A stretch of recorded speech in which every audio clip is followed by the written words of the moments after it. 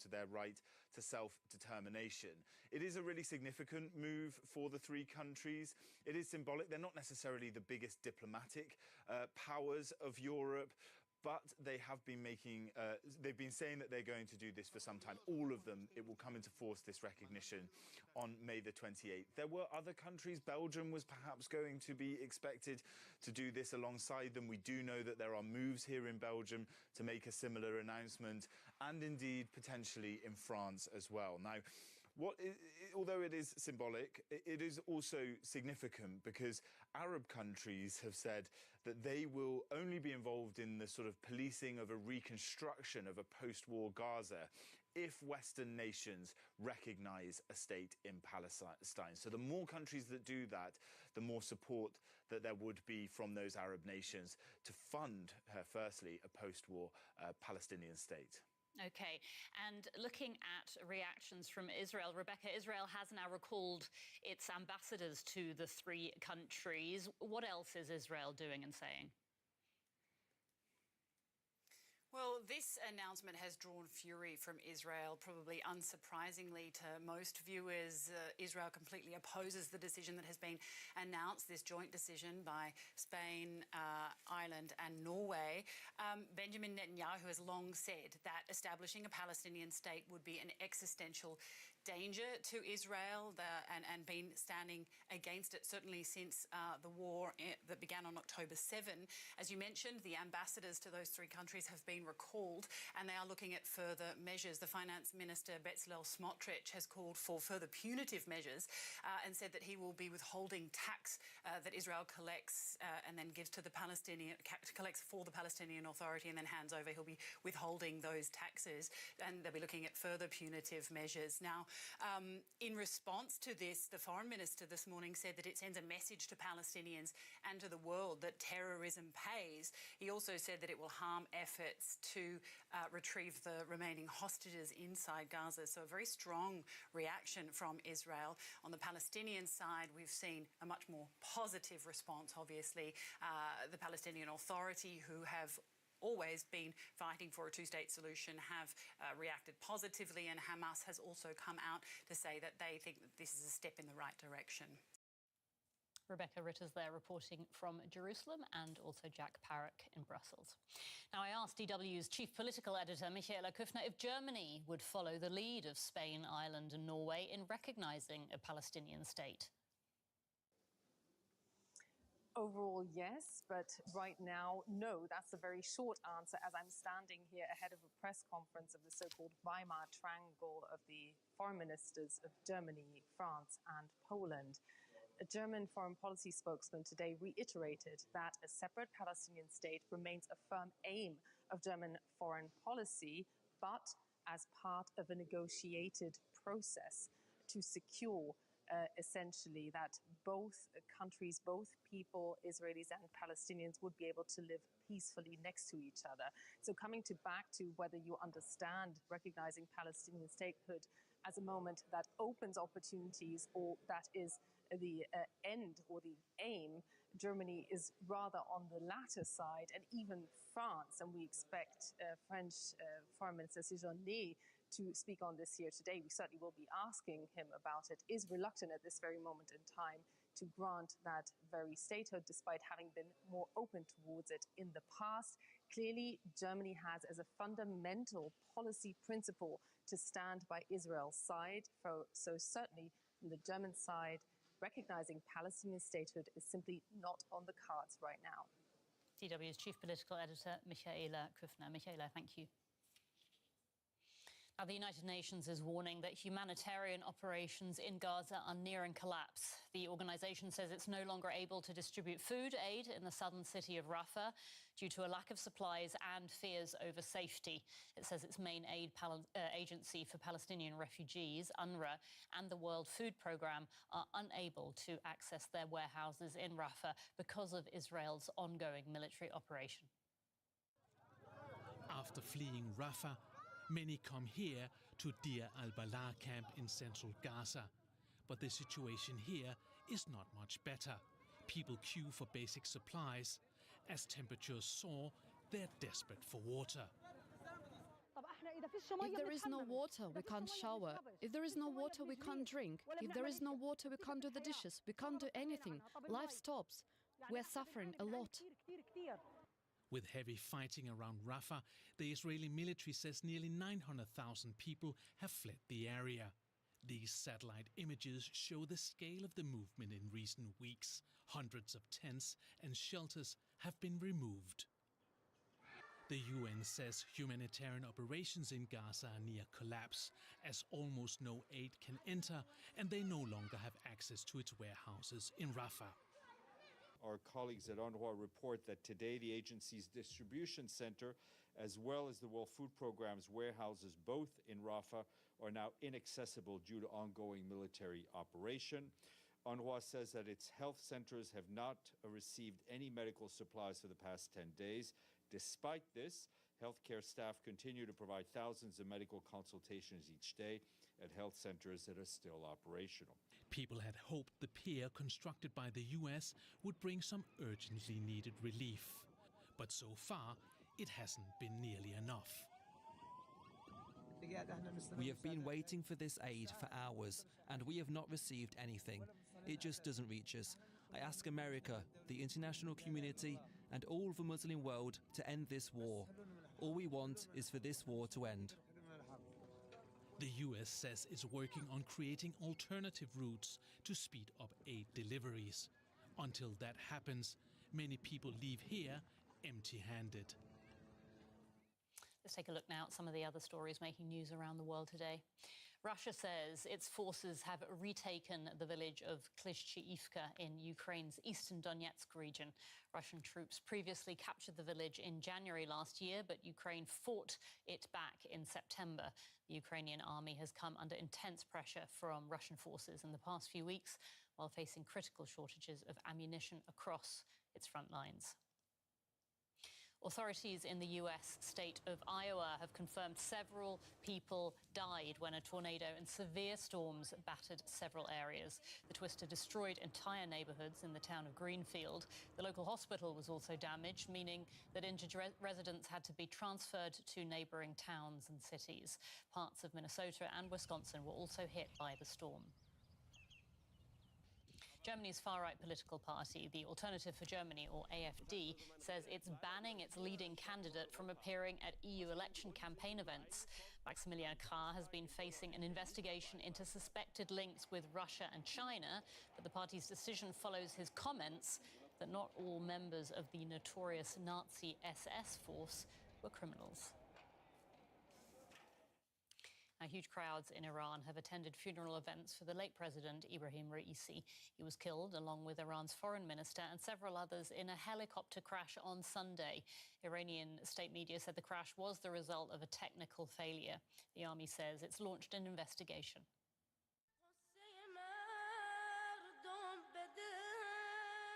A state funeral heavy with symbolism. The black turban atop of President Ibrahim Raisi's coffin, marking him as a descendant of the Prophet Muhammad and a righteous bearer of power. Millions of mourners reportedly turned out, not all of them by choice, with some Tehran residents saying they received phone messages urging them to join the funeral procession. To many Iranians, Raisi will be remembered as the Butcher of Tehran, a member of the so-called death panel, which sent thousands of political prisoners to their death decades ago. And more recently, as the leader who oversaw the brutal repression of women and a freedom movement that swept the country. It's the fact that he was associated with a lot of crackdowns with execution of the Iranian oppositions in the 80s when he was a public prosecutor in Iran, and the fact that he was very close to the supreme leader, really, that didn't help his case. So I don't think there is a widespread sense of grief. The funeral also provided a glimpse of Ismail Haniyeh, widely regarded as the highest official in Hamas, the Palestinian militant group that Iran has funded and armed during its war with Israel. Experts say Tehran's influence in the region will not be affected by the death of its president. I very much doubt that the Iranian regime will change course given the advanced level of its nuclear program, which it sees as a bargaining kind of chip in negotiations with the West. With the reformists completely out of the system, the regime, by definition, has shifted to the kind of right. Ebrahim Raisi was widely seen as a potential successor to Iran's supreme leader, Ayatollah Khamenei. No matter who succeeds him, it seems unlikely they'll change the course of the nation, led by religious hardliners. Here's a quick reminder of our top story at this hour. 3 European countries say they will recognize a Palestinian state, despite Israel's opposition. The leaders of Spain, Ireland and Norway made the announcement on Wednesday. Israel has recalled its ambassadors to all 3 countries in response. That's all we have time for. Coming up next, we have a documentary looking at the global transition to renewable energy. And don't forget, there's always more on our YouTube channel and on social media. I'm Anu Coops-McKinnon. Thank you so much for watching.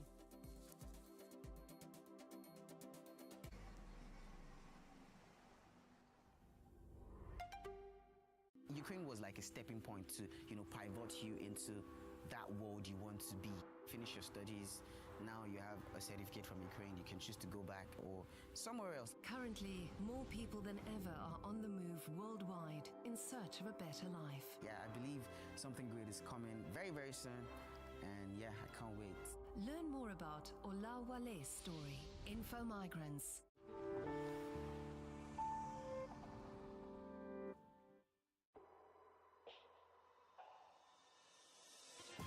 More than 50% of the world's population live in urban areas. By 2050, it could be nearly 70%. Big cities have big needs when it comes to water, food, and energy.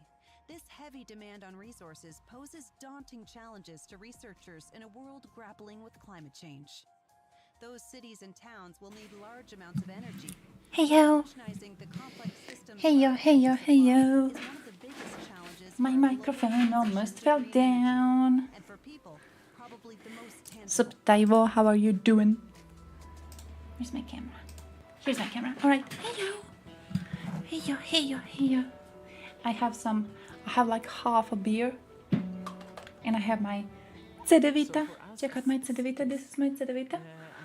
And it was my first day at work today, so say bravo, Vicky. Say bravo, Vicky. It was horrible. It was disgusting, but I lived. I survived. Didn't scream at anyone. Didn't get screamed at. For some reason, everyone was nice. Everyone was playing really nice. They were all like, "Oh, we missed you so much," and I know they didn't. Still felt good though. I was like, yeah, maybe they missed me a little bit. Maybe a little tiny bit. But ayo, ayo, ayo. I've saved some news for today. Pause. I saved some shit. I saved basically, listen. Opened my Twitter thingy. Saw that occasions had their morning procession, went to my Patreon, found that I was writing actually on this occasion genocide, and I have a lot of links saved, so I have 2 different documentaries on that. Let me show you my documentaries. You're probably not going to watch all of this, so I'm basically showing you because I have a plan to be linking it all in chat. Shut up. Okay, I have a plan to be linking it all in chat so everyone can see everything, and I'm hoping that you get to watch the documentaries even if I get sidetracked and we don't get to watch them. I saved, this isn't really relevant, but I saved the new Croatian football song. We do this thing, we're like really into football, we are really into cheering. So we actually made a new one. It's quite a big thing in Croatia, probably not a big thing anywhere else because I very much doubt, I don't know how deluded you people are about football. We are very deluded. So I saved it and I even turned the translations on so you can see the meanings in subtitles. They're not too good because like this word, this means wind. This is a wind type. There's different winds. You know how there's always that internet thing that's like, oh, there's like 20 different words for snow. It's like that. We have a million words for wind in the Dalmatian seaside areas. I don't know all of them, so no one should have to know all of them, but this is one of them, and it translates it as faith or something, which, nah, it's mixing Serbo-Croatian. I know why it does that, but it shouldn't be doing that. What else did I say? I saved stuff on Bosnia, I saved stuff on Romania, and then something that I was really, really happy to find, actually, is that Euronews not only has a whole playlist, grouping of news related to European Union elections that are incoming, they also have a playlist on their YouTube channel, not this one. This one? Nah, it's somewhere here. It's one of them. I saved a bunch of them. There's a playlist, and the playlist has all of the videos that they made regarding the elections. Do I not have it opened? Oh no, it's this one. I'm a genius. I skipped right over it. Million IQ. There's a whole playlist. Currently, it's on episode 15. So I was thinking of going through at least a few of them. I don't know how good they are. I saw episode 15 and I was like, yeah, this is alright filmed. Don't know how entertaining the others are. But I'm kinda... I want you to know that the elections are incoming, alright? Because today we were listening to the radio in the shop, as we always do. And on the radio was the mention of elections incoming. And one of our... customers goes, elections? But we had just had elections. And I was like, yeah, elections in Croatia, not elections in European Union. Like, that's a different thing. And he's like, European Union has elections? And I went through the European Parliament with him. He didn't know we have it. He assumed that the way decisions are made in European Union is that each country like makes its own decisions with its own national politicians and then has to send the decisions to von der Leyen, and then she makes European Union politics. And that's like that. He had no idea about the fucking parliament. So yeah, we're gonna be focusing on the parliament a lot. I saved 2 different videos on the butcher. I actually saved 2 different sources on videos on the butcher. Let me find it. Saved this one, which is what his death means for the Middle East.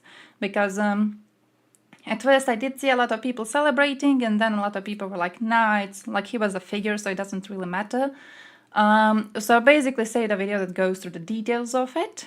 And I think I saved DV. DV has, oh yeah, here it is, a report on how people in Iran feel about this. But we went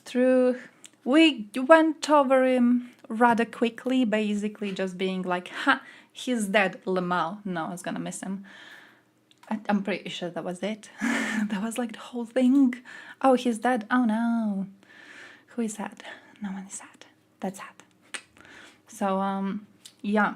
As far as I don't know if the plans have changed, but Putin is supposed to be going to Iran. So, I think tomorrow? Is he going to Iran tomorrow? I think he's going to Iran tomorrow, so we'll see how that goes, but send thoughts and prayers. China is working to supply lethal aid to Russia. I'm surprised! Oh no! Oh, impossible. Oh, impossible. Never would have seen this coming. I'm so shocked. I am so shocked. Thank you, Grant Chaps. Thank you, Grant Chaps, for opening my eyes. I love him. China is working to supply... Britain, for the first time, is accusing China of working to supply Russia with weapons for use in Ukraine. Is anyone doubting this? I don't think anyone's doubting this. Lethal aid is now or will be flowing from China to Russia and into Ukraine. It's a significant development. Yeah, of course. In the earlier days of this war, China would like to present itself as a moderating influence. No, it wouldn't. China is backing Russia's war effort by providing Moscow with drone missile technology, satellite imagery, and machine tools. Senior US official said last month. Yeah, no, but like the whole thing with like moderating influence, nah, I was helping Russia from the start. Hey, yo, Astra, how are you doing? Beijing had not provided weaponry, adding that it is not a producer of or party involved in the Ukraine crisis. Bullshit. Putin visited China early this month, where he and Chinese President Xi pledged a new era of partnership that proclaimed opposition to the United States on a host of security issues and a shared view on everything from Taiwan and Ukraine. Lovely. They proclaimed a no-limits relationship just days before Moscow launched its full-scale invasion of Ukraine in February 2022. Beijing avoided providing actual weapons and ammunition for Russia's war effort. I fully doubt this completely. Russia, China, Iran, and North Korea had been emboldened by what he called a quarter of a century of Western timidity towards repression at home and aggression abroad. It was time for the world to wake up, and that meant all NATO members should start spending 2.5% of their gross domestic product on defense. Yeah, proper.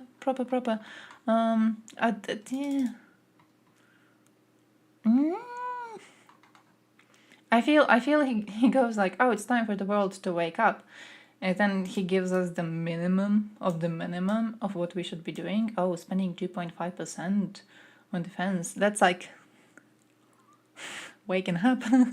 that's like before you're awoken. You know, before you wake up. Just like when you're dreaming and you're like, am I dreaming and I'm not dreaming? It's that shit. That ain't waking up. Waking up would be just going into Ukraine and evaporating Russians. This is not waking up, but it's on the path. Hey, yo, Kim, how's life going? What's new? Like it's on the path. It's on the path. I understand what he wants to say. Let me click on Europe here. What's up in Europe? Oh no, AFD.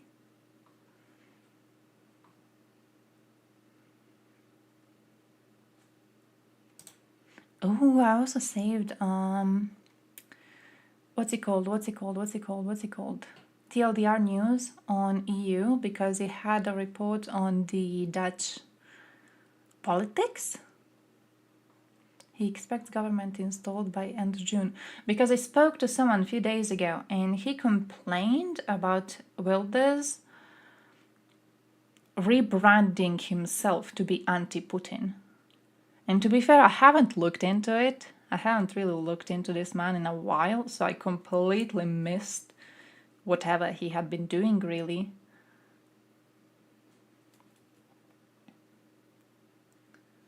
They would aim for exceptions on European Union migration and environmental rules, and a 1.6 billion euros cut in the country's contribution to the European Union budget.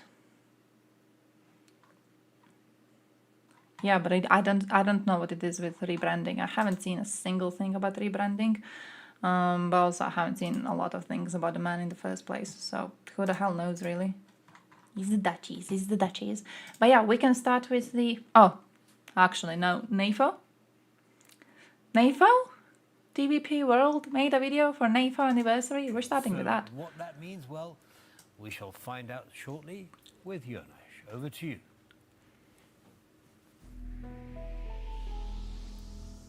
Hello, you're watching TVP World Trends, and today we're going to discuss an anniversary. Something you might have not heard about, but here we are. We're going to introduce you to the mysterious lore of NAFO, the North Atlantic Fellas Organization. Now you might be wondering, what is this dog doing behind my back? Why is it so wide? So many questions, so let me explain. This is from Kamakamelia, the man who created this meme. And see the date? The 16th of May, 2022. 2 years of tomfoolery. I've got the You're Rattler. probably still in the dark as Black to what one. does it mean? From a new brand. It's a well, private this is an internet phenomenon. It is connected beer to production these thing. fella avatars. Hey, They're actually based NAFO on fella, the how are Shiba you Inu doing? dog, which has been later transposed into a meme, then into another meme, Finally, Sub Draco Sub. Aplet, thank you for this sub, thank you. Second and last stream for this month. No, actually, we're doing a stream on a Friday. And then I don't know when I work next week.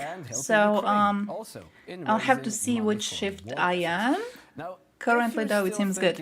This is some really weird, so it might be GG next week, too. Probably just inventing here. I don't know when I work. I have no idea. I don't know a single thing. Group of people. I don't know if I'm gonna work. Bunch of folks That's that me being positive. are just so important and nobody really cares about it. That's not true. Let me show you the evidence. Let's take a glance now at exhibit number 1. You're gonna walk into the shop and burn it to the ground. Please do. Care to confirm or deny the rumors? I'm sorry, like I can't be commenting on that. I was told that in order to seem less suspicious, I should just avoid the question overall. So that's what I'm doing. This was published back in 2022, September specifically. Some of the mainstream media were slow to recognize the existence of NAFO. Some were quicker off the mark, and we'll come back to that later. First, however, let's take a look at exhibit number 2, because we need a plurality of sources, right? So let's have it. And this is what they wrote. You know, don't blame me. This is Politico. This is what they wrote officially on their website. The shit posting, Twitter trolling, dog deploying, social media army taking on Putin one meme at a time. And again, I did not write this article, never worked for Politico. This is what they wrote. Victoria Ellie Newland there are swear words appearing there, that there is profanity. And can't confirm nor deny. I mean, right, you can't know my full government's name. I'm sorry, you can only know is intended to facilitate the Twitch username, so apologies. Apologies, my swear word occasionally against being able to counter something like that. We really need to have a proportionate look at these things. Nevertheless, let's take a glance now at the next one. And this is interesting. It's going to serve as a diagram, fairly simple one, but a very telling one. So, see, NAFOnomics. How does it work? How would you get a NAFO fella on Twitter? Well, make a payment to a worthy cause, such as United 24, the Georgian Legion. There are many charities helping Ukrainians, and voila, here is a fella waiting for you. I still don't have a fella, by the way. This seems simple enough. Some people also got honorary fellas without making donations, but when they were making statements supportive of Ukraine, they actually did get them. For example, I remember the last raffle I participated in. He stood against Russia on the maker asked what image of my fella to add, and I was like, bro, I only have the profile picture, I don't have like a proper one. Here it is. And he was like, no, go message them to make it, because you're donating quite often. I was like, no, that's fucking scary. I have to speak to people. One day I'm gonna learn how to make them, and I'm just gonna make one. Part of the whole NAFO culture. They are people designing the fellas. They are taking requests after they receive confirmation of the donation. I wasn't late. You're late. The fella and later on provide this fella to the recipient. And of course, there is plenty of creativity involved. I will just show you 2 examples there, but there are literally thousands upon thousands. You were here all the time? Sorry. So let's take a look at my this. first message happened. When was the first guy flying message on this stream? Above a very well-known, albeit illegal landmark. Oh, who the hell knows? I scrolled way too fast. Straight, possibly with hostile intentions, and carrying the Muga hat. Now, the Muga hat is something else entirely. We've actually done a segment about that before. It's an internet phenomenon linked to NAFO. Make Ukraine I don't know again. Why you was previously, all right? Came from You're Marjorie Taylor Greene, who made the mistake of doing this sort of political happening, creating this hat, but it was embraced by the online community against her wishes, and the rest is history. Let's take a look now at another one, because it doesn't necessarily have to be a Shiba, although the Shibas are the most popular, but you can get a cat. There is a NAFO cats division. You can get a ferret, such as this one. It's a ferret. Doesn't it? But it is carrying a baseball bat. It is known as a bonk stick in the jargon. It's designed to bonk the Vatniks, i.e. supporters of Russian propaganda. You know, so many slang words here, but this jargon really is something that once you know it, it's a lot of fun, and it can be used for making memes aplenty. Let's take a glance now at the next one, shall we? And the next may seem familiar, right? Let me tell you this story. Oh, this one was my favorite. So what happened was, we did Because a segment about NAFO fairly early on. This one was posted when fellas were young, and this one looks like my brother. So I took the opportunity. I was like, hey bro, there's this really cool online movement. And I sent him this fella as an example, and he was like, whoa, that looks like me. And I was like, yeah. It's my favorite fella, best fella. Familiar to the media. Walter Stevenson, one of the NAFO foragers, I don't think he's like promoted of like or like a donation. And existing. also created this absolutely hilarious image from our old studio. NAFO expansion is non-negotiable. So that's one of the main hashtags that's used by NAFO. Still very popular. And of course, you might be wondering. Wait, when you say my country is pro-Hamas, which country are we talking about? If you ever see me on Twitter, you'll see it's not just me, but also my fella. Always united, right? Let's take a look now at the next. We are slowly approaching the end of this short summary because there are so many things to talk about with NAFO. What happened? What happened? Including some really hilarious videos. Let's take a look now at this old classic, one of the first created on this topic.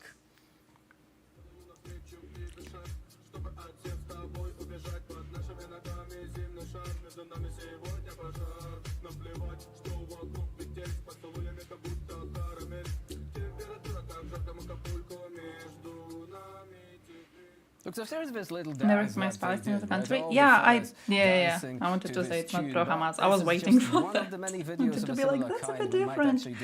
No, I'm actually at some point in the future, hopefully we'll have a chance. But sorry, Polish man, for silencing you. I'm actually GG with that. I'm genuinely GG with that.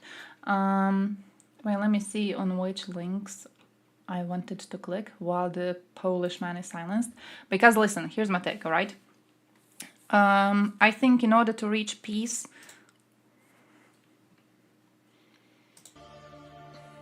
maybe he's still okay. No, really, they say the last thing you do before you die is crap your... Oh, never mind. Oh shit. No, it was genuinely done ironically like that. You remember when the helicopter crashed? Who was following the news? The helicopter crashed and they're like, oh yeah, helicopter crashes are really, really hard to survive.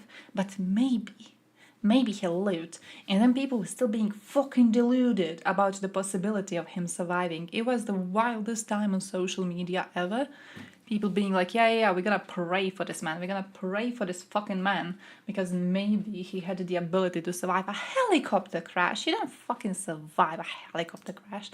That shit just doesn't happen. It's not realistic. It would never be happening.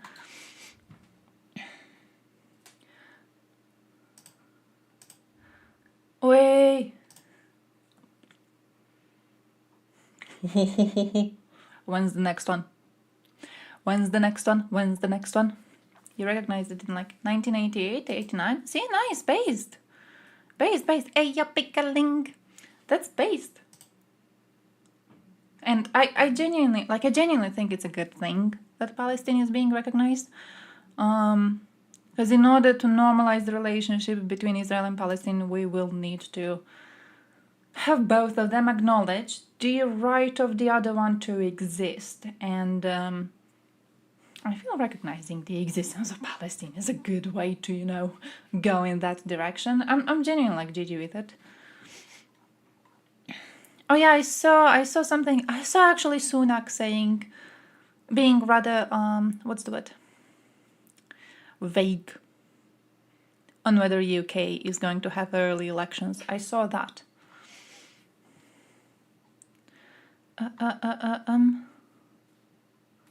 Helicopter related though. Azerbaijan releases election results before the polls even open.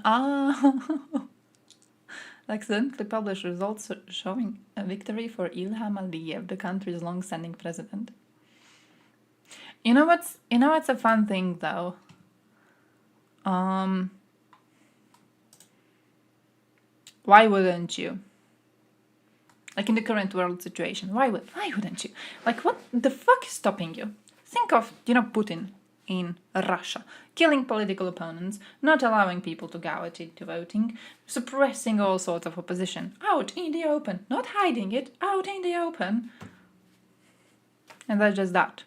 And no one does anything. Why wouldn't Azerbaijan be open about it? Why wouldn't Belarus be open about it? Why even lie? Like, who are you lying to? No one. Your people know you're a dipshit. The global community knows you're a dipshit. The global community ain't gonna do shit about it. They still will be trading with you and they will still be trying to support you because of their own interest in the game, right? So even if you're a piece of shit dictator, you're still gonna find a lot of allies just because of your geopolitical situation. In the case of Azerbaijan being, quite close. Being quite close to Russia. So, it just feels like they have no reason to lie. You're still going to get support from certain allies. Why pretend? The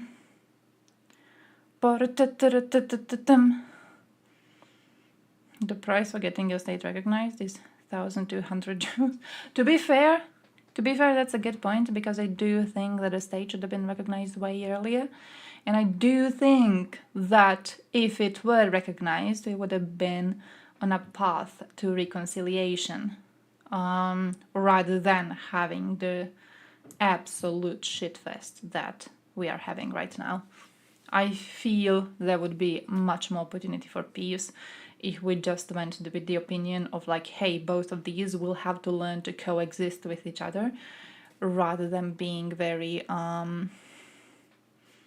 interesting in who we choose to support and for what means.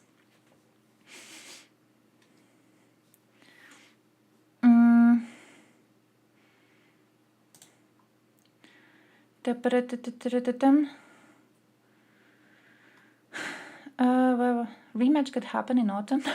Really? Fury is gonna get his ass beaten. Have you seen the videos? You know what was my favorite thing about that though? Fury was like, no, I only got beaten because everyone supports Ukraine, because Ukraine's at war.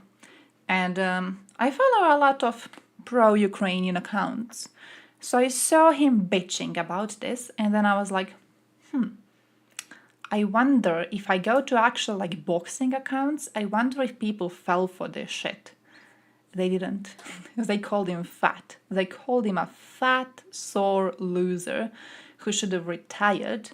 They all agreed that he deserved to be losing. Plus there was, I'm not into boxing. I'm not a boxing person. Some of you boxing people might know this better than I do. At one point in the match, it could have already been decided, but the judge basically postponed the victory. He paused the situation. He gave them a timeout of some sort, and then the fight continued for a while. So I thought that was cool. The only countries to recognize Palestine were neutral in World War II, were they? I'll have to look into that. Countries that recognize Palestine. International recognition of the state of Palestine. You sure about that?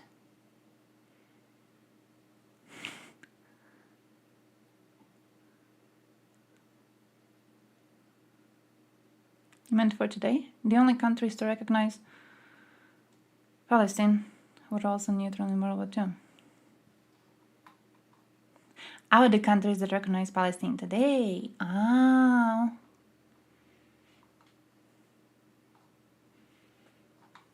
Who else was it? I don't remember. Date of recognition. I should be able to.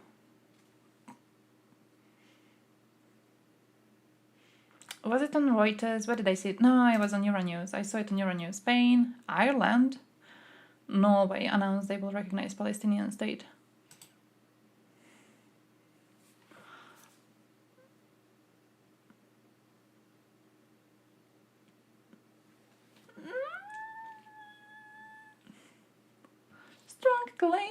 strong claim. But also one of those claims that is like, if all countries recognizing Palestine would be hypothetically in a hypothetical universe, all right? If all countries recognizing the Palestinian state would be countries that were neutral towards the Nazis, I could see the problem. But like, I don't really see an issue with countries that were pussy-ass bitches previously making what I deem to be a proper decision now. Yeah, I think that's what I want to say. Poland very neutral. Poland was very neutral. Ukraine too. Ukraine does recognize Palestine, right?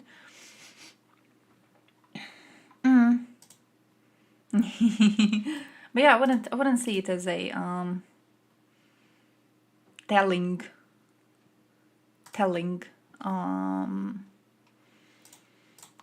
thing. Sweden based.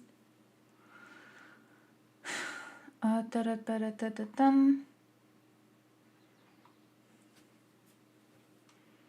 28th of May. Oh, that's why they're not on the list, because they're going to recognize it. They said they will do it. All right.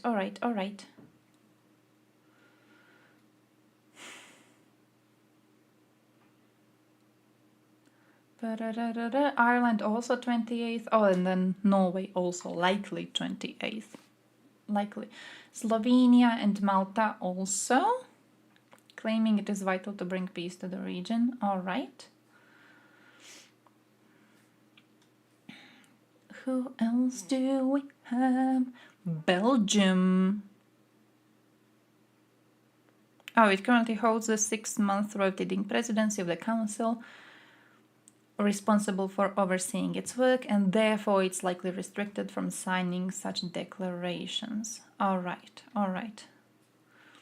Israel will not remain silent in the face of those undermining its sovereignty and endangering its security.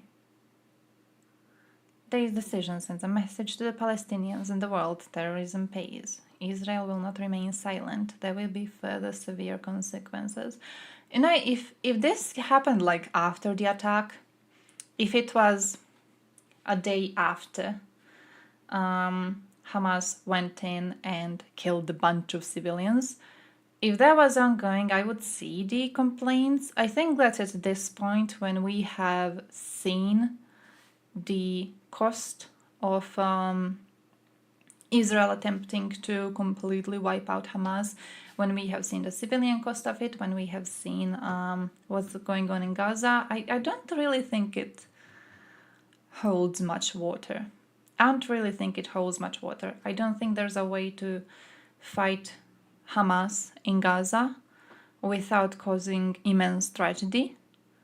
And I think that we are recognizing as the world community that the only way to put a stop to this is to force Palestine and Israel to accept the existence of each other. So, yeah, I'm not really sure if this holds, because I do think that Palestinians suffered greatly. I think that saying terrorism pays in a situation where a lot of civilians have been killed would be rather interesting. Kazakhstan, they're going to outlaw beating your wife to death next month. Oh! Nice. Thank you, Kazakhstan. I guess that's a nice little move. That's a nice little move. Arthur posted a new video 30 minutes ago. Is it a good one? Is it a good one? Is it a good one? What did he make? What did he make? Such a progressive people. Yeah, it's like, oh, man, democracy, proper democracy. Oh, human rights and everything. Man, like, all right. All right. Oh, no.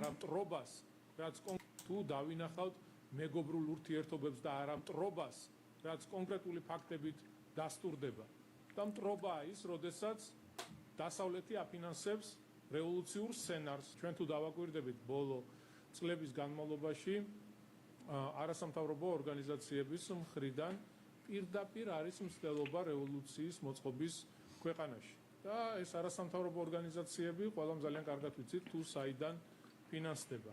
ეს არის დასავლეთის სხვადასხვა ორგანიზაციების, სახელმწიფოების მხრიდან დაფინანსებული. თუ დავინახავთ See, but that's exactly the point. This is ridiculous. That's exactly the point of the Russian law, which is exactly why people have been trying to fight against the Russian law being pushed in Georgia. It's because it's so easy to be painting any sort of an organization receiving foreign funding as foreign agent. So then it's easy to do shit like that, where you have these organizations actually doing something good for the people of Georgia. And now he's being like, oh yeah, they're foreign agents actually. It's like, I don't know if you guys looked into this, but Russia, you remember we talked about Russians having the Committee of Mothers of Russian Soldiers back when the war in Chechnya was happening. And then this group was advocating for the rights of Russian soldiers and for their bodies to be returned home and for their families to be let known if their child dies on the battlefield. So this was happening when they were battling in Chechnya, this was happening when they were battling in Georgia, and they also tried doing this when they were battling in Ukraine. However, they were painted as foreign agents. They were painted as foreign agents for the reason that the Russian state, of course, would refuse to be funding an organization pointing out the issues within the Russian state itself. So when they do get foreign funding from supporters abroad, it's very easy for the Russian state to go, oh yeah, but this organization made up of Russian women whose Russian sons went to fight for Russia, were killed on the battlefield, and we'll let them rot there so we don't have to pay cash money to their families. This organization, foreign agents, all of them foreign agents, they had to close. They had to close. I'm not saying they would have made a difference, because it is Russia, and don't trust Russian people and don't trust Russian mothers. But still, the fact it was so easy to discredit them and to prohibit every piece of media from reporting on these women protesting just because you label them as foreign agents, that is ridiculous. And that is exactly what this is going to do. They're going to be like, yeah, these NGOs are foreign agents, so you're not allowed to post in the news when these people are protesting, because these people are also foreign agents. You're not allowed to be posting about this because you are creating division in Georgia. So yeah, overall I hope they keep on protesting, and also I hope they introduce some stronger methods soon, because I've seen people calling for it and I'm very supportive. To be fair, when it comes to Georgians being fucked, I'm like, we do see the protests dying down a little bit, but there's elections that they are planning for. And I don't know if they are doing the thing where it's like, all right, this is the next big step, and if we lose the next big step, we're going to burn shit to the ground. You know what I mean? I kind of hope that's what's going on, that they are like, all right, copium. On these next elections, we're going to be fully, absolutely active, and we're going to kick the Russians out, right? I'm kind of hoping that what they're doing is like coping until the elections, planning activities until the elections.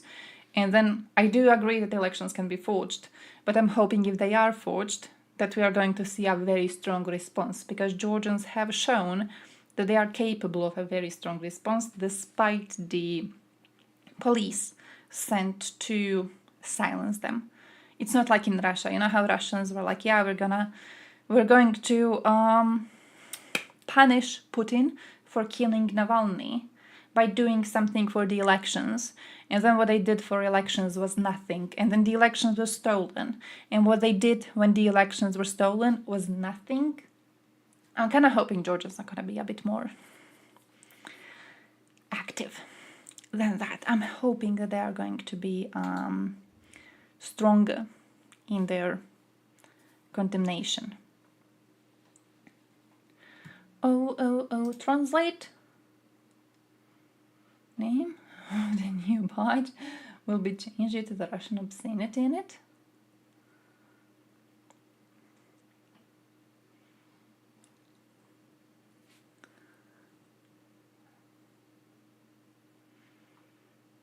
In Russian, quick text does not resemble the vernacular name of the water quail, but several swear words. Why would you change it though if it's...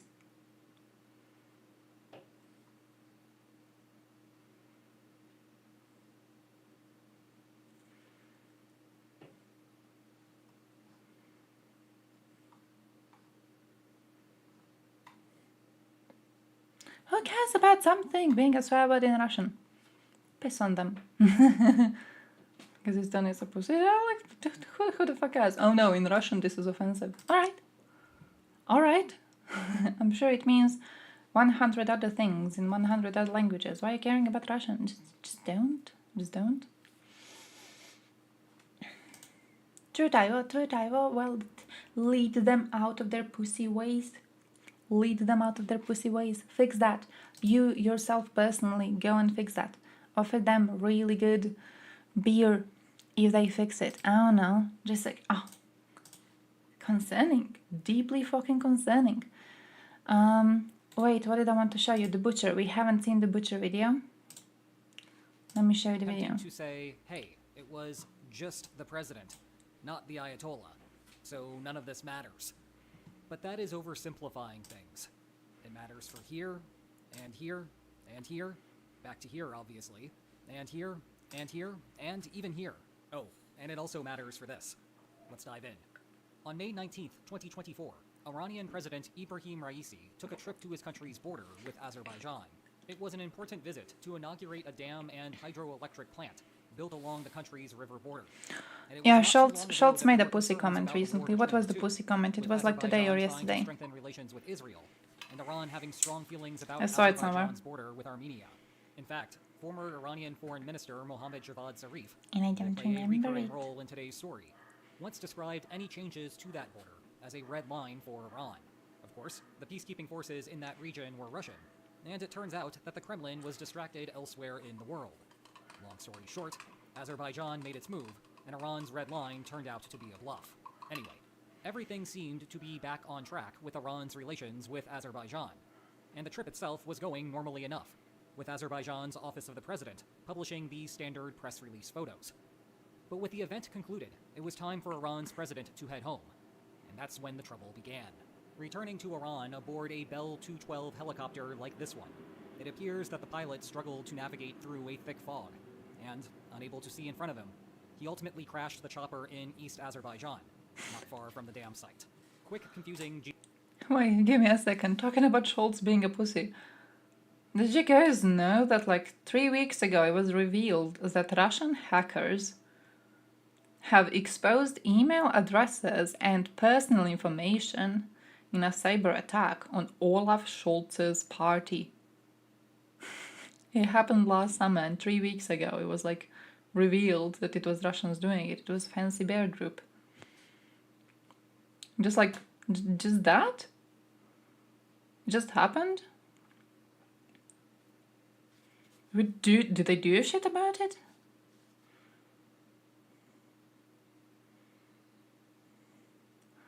Alright, they said that Germany will not tolerate the attacks, and it will use the entire spectrum of measures to prevent, deter, and respond to Russia's aggressive behavior in cyberspace. Cute. What is it you want Germany to do? Well, send Taurus would be the first thing. Then also, not just send Taurus, send fucking Patriots. Because, like, Scholz made a comment recently, and I thought it was a silly little comment, that Germany sent a lot of Patriot defenses to Ukraine, and it doesn't want to send more because it doesn't really have a lot of Patriots on its own soil anymore. Like, man, why are you scared? Oh, it was about the closing the airspace. Yeah, that's what it was. You just reminded me. Scholz said that there is no question of Germany helping close the Ukrainian airspace. shooting down Russian missiles because he thinks that that will be Germany participating in the war, and that might invite Russia to escalate. So he said that there is absolutely no chance of Germany participating in this. Which, like, yeah, Germany is sending more, and it's GG that it's sending more.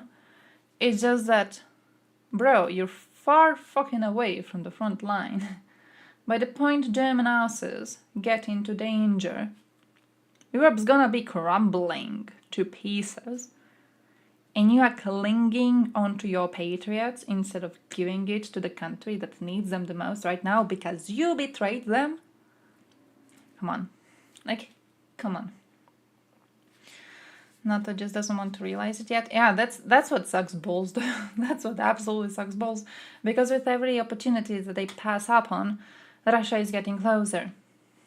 Like, have you seen them trying to change the borders? That was just recently. And then they just deleted the fucking document. They wanted to change the borders because they wanted more marine space. My dude. My man. Come on.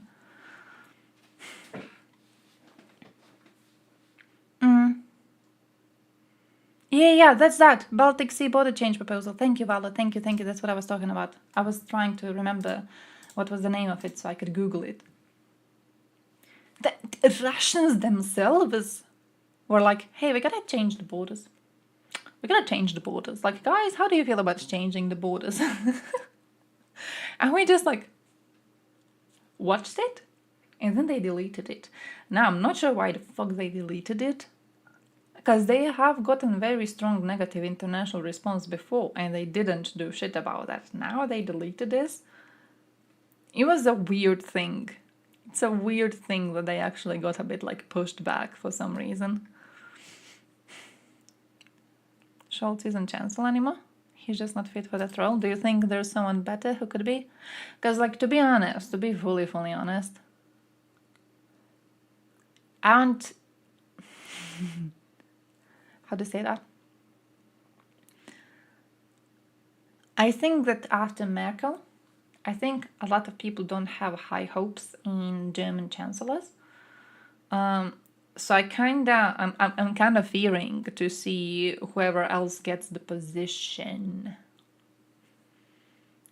Like, Germany can do shit about Skylar. It's not up to Germans. To be fair, though, a coalition of countries did help Israel. They did help Israel close the sky, and it was, like, done immediately. It feels to me that the same shit could be easily done for Ukraine. We're just refusing to. Give the go-ahead to Poland and Romania so they can shoot down missiles. Yeah, that's true. But, like, I'm pretty sure Germans could be quite active themselves. But all right.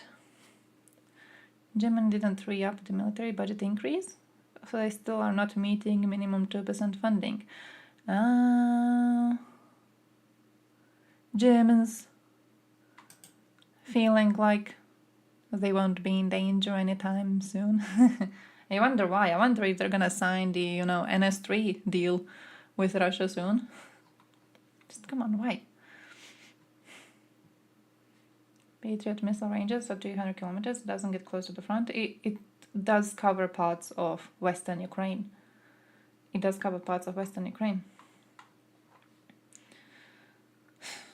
a fuck what Germany says about military matters when they have the strongest military in Germany. To be fair, they are very, very strong. They are very, very strong. They could be very strong. I think it's the disappointment of, like, lost opportunities. It's like with USA, when USA is bullshitting with their aid, and you're like, bro, you could solve this entire thing now. Right? Like, if you wanted to, you could solve this shit now. It could be done. It's not being done, right? And then you give us crumbs. And then you make us go without crumbs for months. It's the level of disappointment that I think is going to be very hard to fix in Eastern Europe. very, very hard to fix. I know in Balkans, for example, the level of trust in USA was rather high after the breakup of Yugoslavia. But like, my man, that shit's going down. That shit's going down. And I feel the same is gonna be happening for Western Europe. Like, we're losing trust in these countries, and that's going to lead us to some dangerous fucking parts.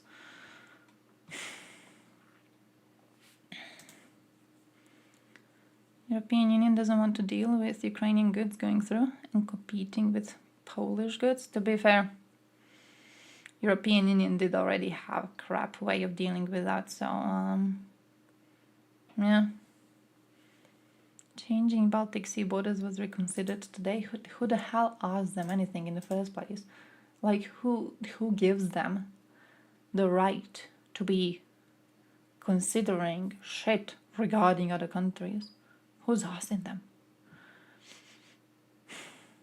Russian forces gathering in the north, and Russia shelling from across the border. Yeah, that's a problem. That's a huge problem. That's a huge problem. Which is opening the doors for non-USA countries, strong allies of Ukraine, which are not America, to be saying, hey, you know what? You can use our weapons. You can use our weapons on Russians, no matter which side of the border they are at. If you know they're shooting at you from this position, you can blow them the fuck up. You know, it's a very good opening for our country to be having balls. But it feels like we're not gonna do it anytime soon. Part of me, you know what? Part of me actually feels it's gonna be the Brits. I'm feeling it's gonna be the Brits who are going to be the first to be like, yeah, you know what, Ukraine? We're giving you these weapons, just like blow them up. Just blow up Russians. I don't care why you blow them up. Just blow them up. Just fuck them right in the ass. I understand the lack of trust, but support for Ukraine has grown recently.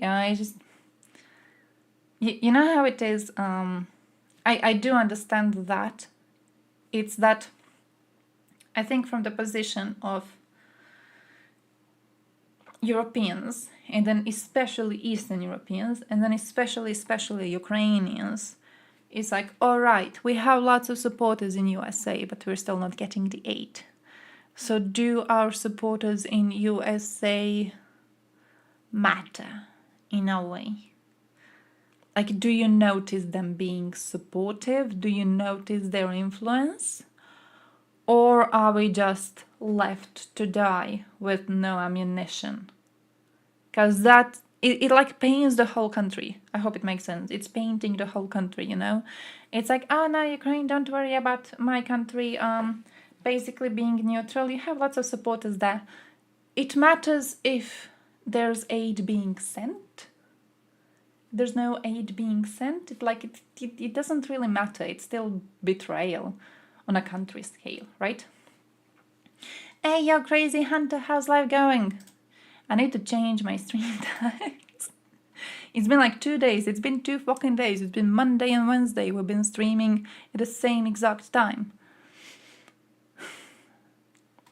It's our unwillingness to fight wars that causes wars in the first place based. It's the coward. It's being pussies. It's being pussies. You can't be a pussy. Stop being a pussy.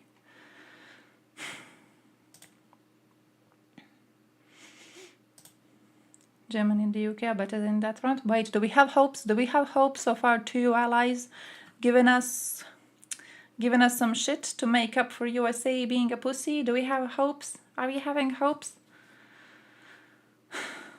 None of the European nations can attack Russia without falling apart themselves. The countries are completely divided. I feel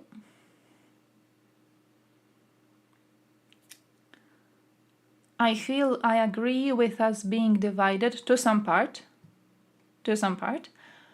I feel I don't agree with us being divided enough to fall apart. I might agree with us being... Okay, listen. Wars in Balkans. Listen. History lesson. Yugoslavia crumbling. Yugoslavia falling apart, right? There's a genocide going on in Bosnia. Serbs are attempting to genocide Bosnians, right? USA is being neutral because it's USA and it likes to be very strong but be not very effective. Finally, they're like, oh shit, there's a genocide in European lands. We remember last time what happened when there was a genocide in European lands and we were sitting here cooling our balls off. So now, when we see a genocide in European lands, we're going to actually do something. You think USA wasn't divided at the time? Because it was. Not all Americans supported going into Bosnia and blowing up Serbs. Not all Americans supported blowing up Belgrade. But you know what happened? USA did the correct thing anyways, blew them the fuck up. We're having peace in Balkans. And I'm feeling it's that sort of a tough decision that we're gonna be having to do in this situation too. It's like, are you divided? Yeah. Are we going to crumble because we're divided? No. But are we going to have peace if we do blow these fuckers up? Yeah. So, you know, I'm going to take some of my citizens bitching.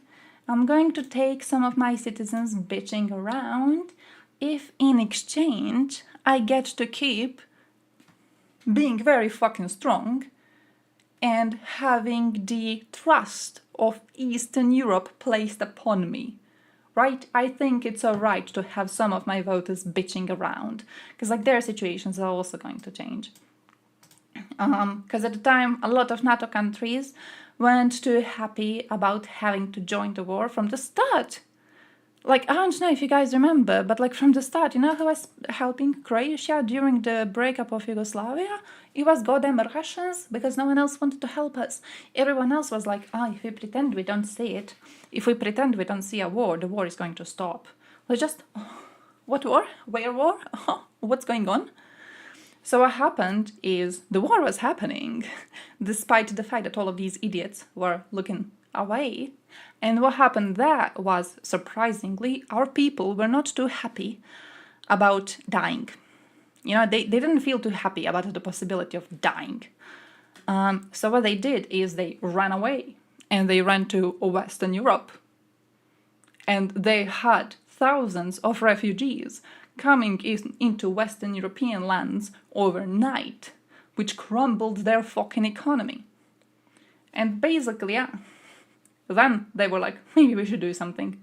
Maybe we should do something. Now it's, you know, it's influencing my cash. Now it's influencing our economics. It's influencing our trade. We have to figure out a way where to keep all of these refugees. And we can't just kick them all out because, like, they're Europeans. We can be pieces of shit to people from other continents. Apparently, we can't be pieces of shit to Europeans. So they had to be allowing us to get into their apartments, but they didn't know what to do with us there because a lot of our people didn't want to do shit and didn't know the languages. So yeah, it was easier to just help stop the war so we have proper economy again. It's going to happen here at some time too. I wish we would have done it sooner. I have to turn on HIMARS. Oh damn, where's my HIMARS? Oh, it should be on. It should be on. It should be on. Let me know if the HIMARS are working. 70% of a country is supporting Ukraine. Is not betraying Ukraine because the congressional system allows one man to stop a vote. I think it's like the way it looks from the European perspective. Hillary told Bill to bomb Serbia, true. The way it looks like from European perspective, it's like, are the weapons coming? The weapons are not coming, therefore Americans are betraying us. And I see that position. Russia isn't a small country, and people are mentally much different than back then. Yeah, but that's also like a problem in my mind. That's also a problem. Also, of course, the introduction of nukes into the equation does change some things. I just genuinely think that we should be a lot more effective regarding the situation. I think we should be a lot more effective, and I don't think we should spend as much time, you know, looking at Ukrainians dying to try and stop Russia and just being like, yeah, they can manage it themselves, it's alright, I'll just not do a lot of shit. 500 million European NATO members can't seem to counterbalance Russia. Yeah, it's the lack of political will. It was always the lack of political will. It will always be the lack of political will. It's just surprising to see that. You know, it's surprising to see that it's still ongoing. All of this time after the invasion has started. It's genuine, like... At some point, I think everyone was like, okay, surely now Russians have gone way too much in this anti-Western direction. Surely at this point we will not be deluded anymore. But no, no. I would understand the semantics difference. I just genuinely think it's one of those things that, like, if you look at the fact, it doesn't really matter to too many people. Russia won the economic industrial war. I'm not sure they won. I'm not sure how much... No, I don't think they won. I don't think they won any sort of an economic war. What I think is going on is that we have propped them up into the delusion of them having good economics. I think we pretended for such a long time that they are strong, that we lied to ourselves that they are strong. Right? I think that's basically what has been going on. Like, we're talking to a country that has to be importing weapons from, like, fucking North Korea and Iran. A country of that size? And it has to be importing weapons. Fucking China!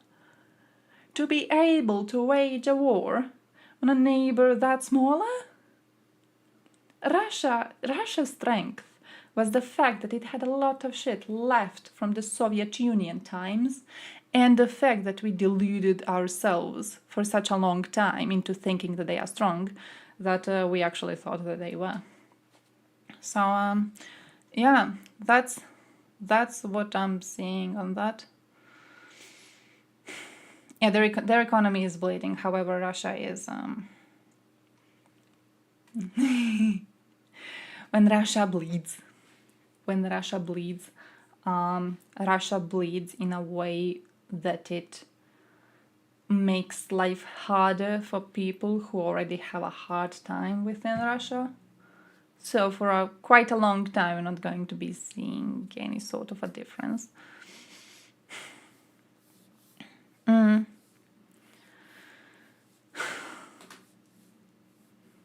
A lot of easier to produce bombshells. No, they're definitely really good at producing right now. They upped their production rates in 2023 already, and then in 2024.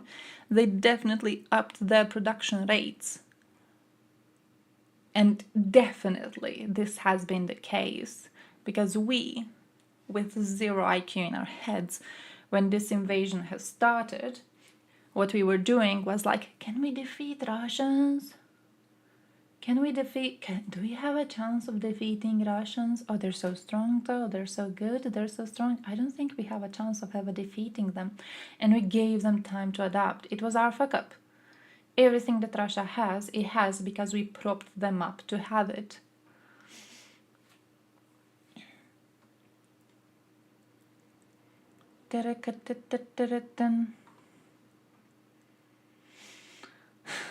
Why are we talking about artillery shells? Which numbers are we pulling? Stealth fighters, modern tanks, modern missiles. They're not giving us those to use them though, so it doesn't count. It's like they produce zero. It's like they produced zero. Until Ukraine gets them, that shit don't count. Until I see a Russian blown apart by it, it's like it doesn't exist. You're giving money to nothing. What's the difference? Listen. What's the difference between a modern ultra modern, super ultra extra stealth fighter that doesn't shoot up any Russians, and a modern super ultra extra stealth fighter that doesn't exist. There's no difference. There's no difference between the two, alright? Until I see the effect, until I see Ivan walking around and then not walking around anymore. Nope. He paints a completely different picture of the West in such a convincing way. Wait, which one? Is there a transcript? Is there a transcript? I don't want to watch them, but I'm kind of interested in the transcript. US military is a backup for their backup? Mortars? Ukraine has severe shortage on mortars. No one cares to produce enough. We're fucking up. We're fucking up. We're fucking up fully. Hey Kim, I was just talking about that. I saved Euronews playlist for European Union elections. We have to watch that. We have to go and watch that. Ooh.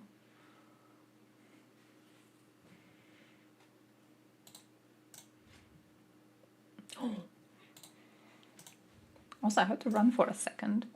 And then I'll be back. But oh. Croatia.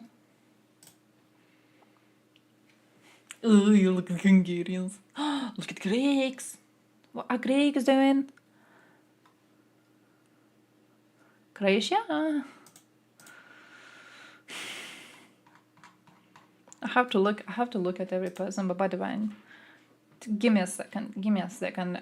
I drank a lot of water. I'm going away for a sec and I'm letting you watch Helicopter. Be right back. Geographical note. This is Azerbaijan, and this is also Azerbaijan, even though the two parts are disconnected due to Armenia being in the middle. East Azerbaijan is a province in Iran, and it is south of the country of Azerbaijan, even though its name would suggest that it should be over here. Anyway, the point is that the crash occurred in Iran, and due to a thick fog, it took about a half a day for rescuers to locate the crash site and declare that Raisi had died. In the immediate aftermath, the question turned to whether foul play was involved. Political scientists find such operations particularly concerning, because the absence of obvious attribution makes it impossible to sustain a situation where no one wants to take the opportunity that is in front of them. Here, if so many countries do not like Iran at the moment, someone will be tempted to commit a sabotage operation, given the default suspicion might fall elsewhere. But that ironically makes the likelier suspects tempted to attack, because there is no guarantee that it will trace back to them. And we know from some recent attacks on Iranian targets that this can lead to some more serious escalation concerns, even if a true powder keg has not yet exploded. However, the prevailing theory at the moment is that this is just a case of bad piloting. If the Kobe Bryant crash from 2020 taught the public anything, it is that helicopters and fog do not mix. Now, I realize that this argument is a bit circular, but for the sake of world peace, it is fortunate that the crash happened in bad weather conditions, and not under clear blue skies. So, as interesting as the logic of deterrence with imperfect attribution is, it will have to wait for another day. There is, of course, always the possibility that Iran uses the potential for sabotage to create a crisis that was not actually happening. After all, Iran's population would have a difficult time Hello, I have returned. That the accident was truly due to pilot error. The endgame intent there would be to create a rally round the flag effect and build support for some type of offensive. Indeed, it was not that long ago that Iran was in the middle of a back and forth with Israel, though it seemed at the time that Iran was actively looking for a way to end the turmoil, not escalate further. Still, the accident plausibly traces back to political decisions in the West. The Bell 212 was produced in Texas and Quebec. I say was because production ended in 1999.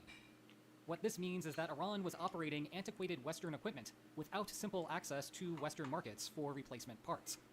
Enter Mohammad Javad Zarif once more, best known in... Wait, let me see.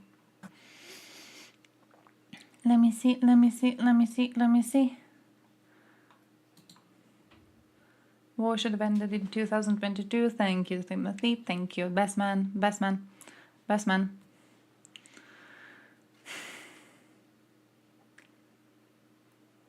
Other countries also have real power, therefore responsibility.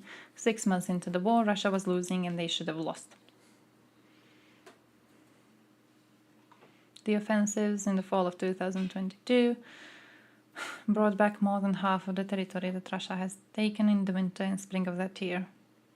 It's also the time when Elon Musk decided Ukraine shouldn't have access to Starlink. And the time when the Americans made some very questionable decisions about arms supplies, which I believe were based on a mistaken view of the risks of nuclear escalation. Could be.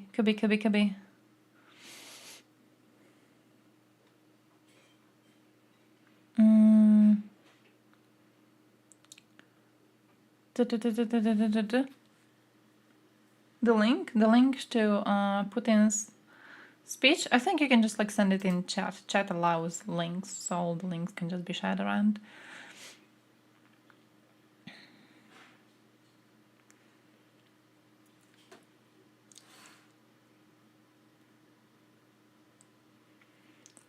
Russia lost in every metric except downfire artillery, still hasn't defeated the poorest nation in Europe. After 2 years, US is about to transfer F-16s with a damn near unlimited supply of air-to-air ground missiles. Yeah, that's positivity. That's positivity. Russia building new tanks from scratch or just recovering old Soviet stocks? To be fair, they tried. Didn't they try to build new shit from scratch too? But as far as I know, they still are mostly using old Soviet shit.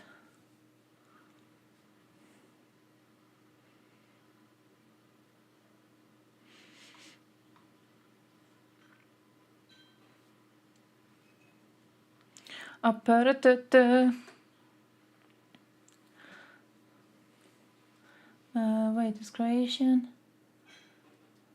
Sounds Serbian.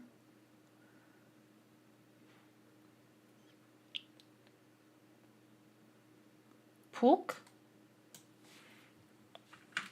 In Ukrainian, it's about diarrhea and fart.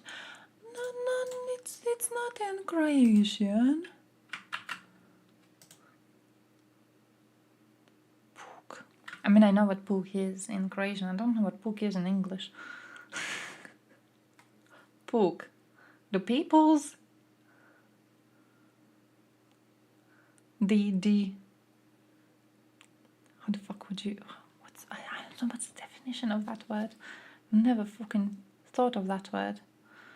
Definicija. Give me a definition. I'm asking for a definition in Croatian. Yeah, the peoples. In Croatian, it's like the peoples. So basically what the sentence says in Croatian is Ponos naroda je besmrtni puk. The pride of the peoples is an immortal peoples? The pride of the peoples is an immortal... Could maybe translate it as nation? The pride of the nation is an immortal...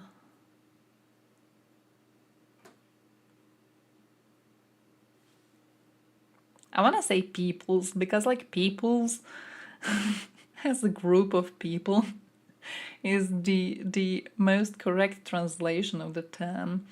When I go to Google Translate, it tells me that in Serbian it means regiment. Wait.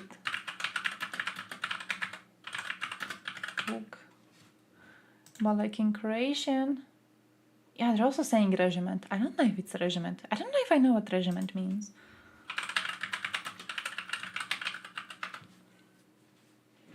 Permanent unit of an army. Yeah. It's not about the army. It's about the peoples. It's the peoples. It's not a military thing in Croatian. So it doesn't have anything to do with shit and farting. What did I want to click on? US is outproducing Russia in every metric except artillery. Ooh. Good afternoon. TV channels Vezda. What's this piece of shit? Oh, that's a long ass speech. You know what I'm gonna do? I'm gonna find the transcript. I don't wanna look at that piece of shit for half an hour. That's gonna be hurtful. Russia is only cranking out a few new tanks a month. Mostly they are refurbishing their Soviet inheritance. Yeah, that too. Gliding bombs are working for Russia, and these don't cost much and are easy to produce.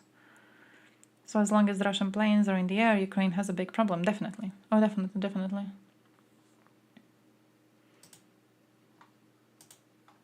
I just, man, I don't know. I wish we didn't have stupid ass,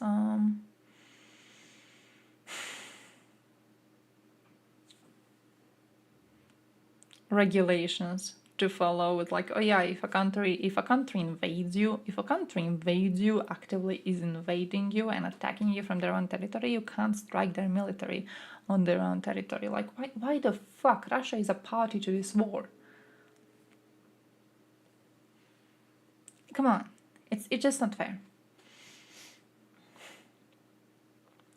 What would you look to you personally as convincing evidence of Ukraine's readiness for negotiations?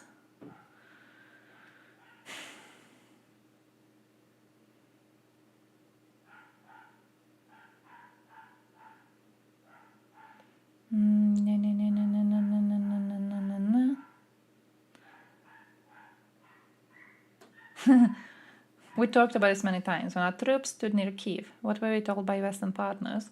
They said you can't sign documents if the other party has a gun to their head. We asked them what should we do. We must withdraw troops from Kyiv. We did it. The next day they threw all our agreements into trash and said that now they would fight to the end. My man forgot what we found, Russians left behind when they were retreating. What a piece of shit. But yeah, we were retreated. We left a lot of dead civilians around, a lot of dead, tortured civilians around. But we retreated. Like, why don't they want to be friends? Why do they not want to be friends? I go there. I invade their country. I kill their civilians. I get beaten up in the capital and have to pull back. And they don't want to be friends. They do not want to be friends still. Idiotic. It was not us who behaved this way, it was our partners who behaved this way. Bro, you invaded. Oh, he's spreading the lie about Johnson coming and putting a stop to the peace negotiations. Ridiculous. Just ridiculous. Once again, they deceived us. Bitch, you invaded. According to him, Ukraine killed their own people. As you'll read later on, he mentions that they are still bombing their own people in the occupied territories. My man's fucking ridiculous. My man's fucking ridiculous. Yeah, let me send goddamn troops into Ukraine, but you're not allowed to fight these troops, because if you fight my troops on your territory, that means you are fighting your own territory, which means that I should send more troops to help your territory fight against you. I just hate him. Like, I know that there might be people in Russia who do fall for this, and I do think that quite a lot of Russians do believe in this shit. It's so ridiculous.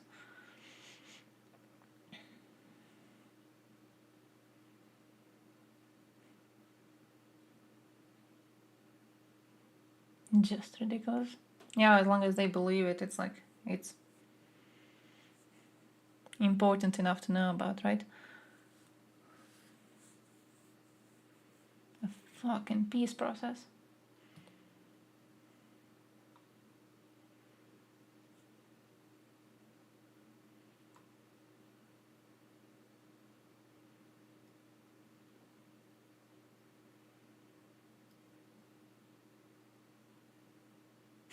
Well, today's authorities in Kyiv have their origins in the coup. That's the source of today's power in Ukraine. By allowing the coup and Western sponsors facilitating and organizing it, they created the conditions for the smoldering conflict to turn into an armed conflict. Smoldering conflict, which already was a fucking armed conflict because soldiers were already sent over the line. But yeah, sure.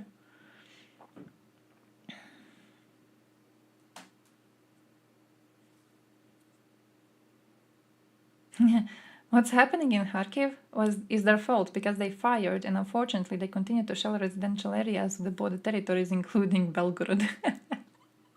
So now it's like, oh yeah, guys, the reason why we are invading Ukraine is because they're shelling Belgorod.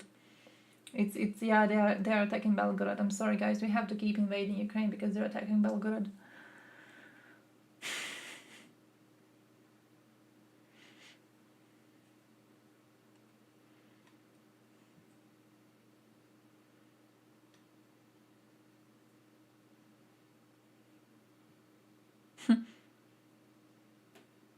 Wait, they're asking about Chinese banks no longer accepting payments from Russian banks?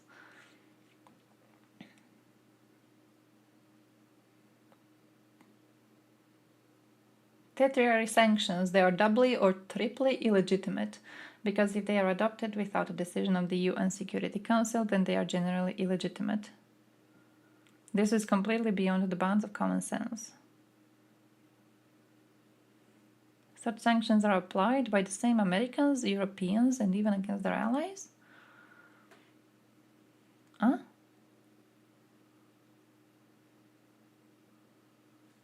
Europeans do not apply sanctions against Americans, but Americans do accept such sanctions against European economic operators, and they often take them to their logical conclusion. Why would we apply sanctions against Americans? When did Americans apply sanctions against European economic operators? Is he referring to United States sanctioning firms that work on Nord Stream 2? And Europeans follow it all, once again confirming their vassal dependence on the overseas sovereign. Man, what?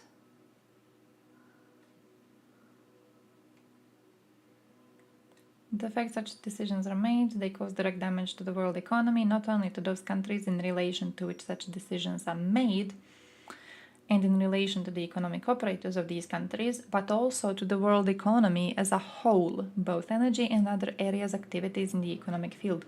To be fair though, this actually, yeah, applying sanctions to Russia did shake up our economy, and I will forever be blaming Western Europe for that shit. We never should have signed deals with them.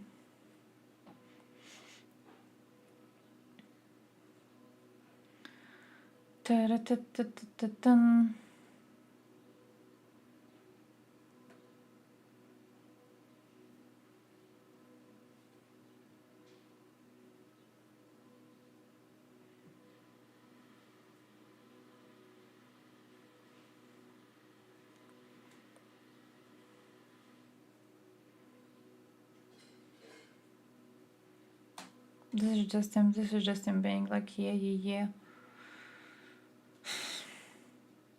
USA economy unstable. We are moving away from the dollar. He was asked why did Chinese banks stop working with Russian banks, and his conclusion to the answer to this is that the world is moving away from the dollar and that USA economy is not stable. That's that. That's that.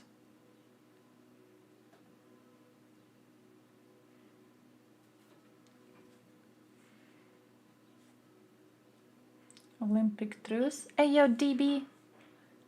Olympic truce.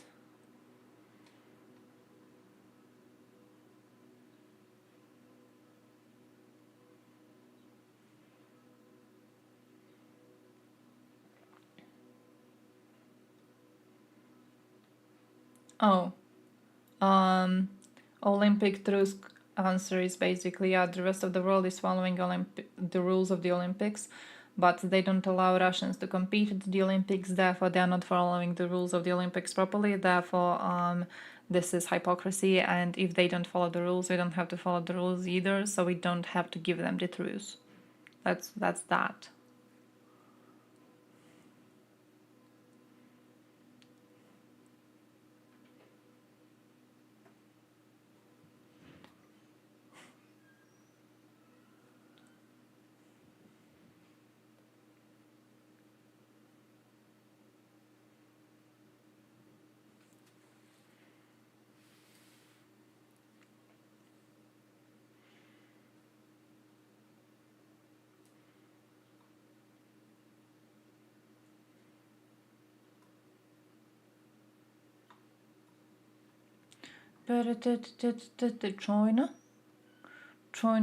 China.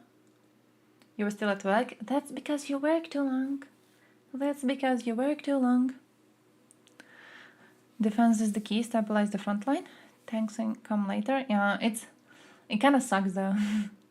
It kind of sucks to be looking at it because, you know, people keep on being like, oh yeah, Ukraine has to be on defense in 2024.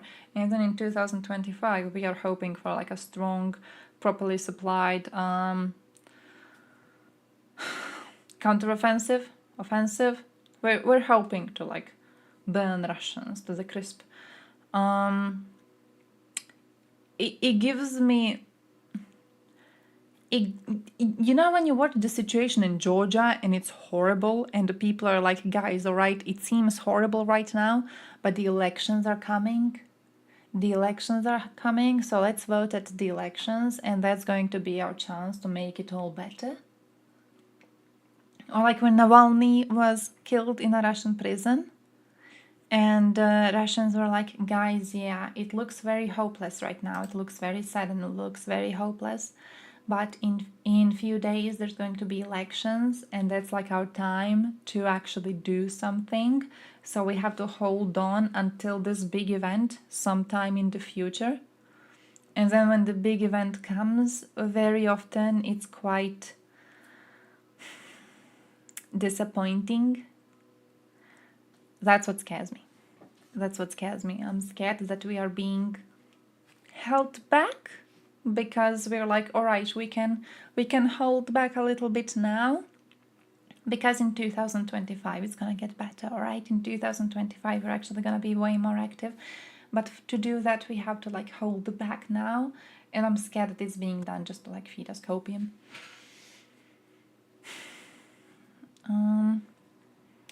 US can supply F-16s and give Ukraine air dominance. They turned the war from an artillery duel to a desert storm. Yeah, that's what we gotta trust in the West, though, and yeah, yeah.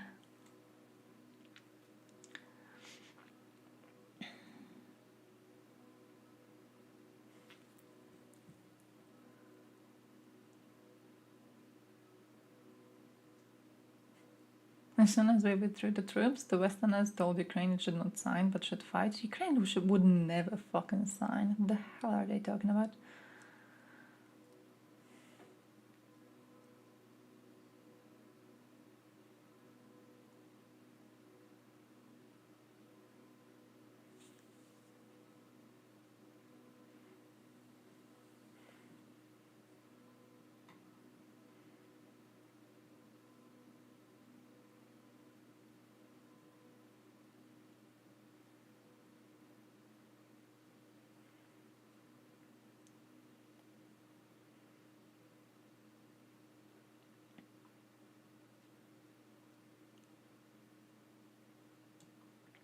Oh, at least he's not mentioning Bucha though.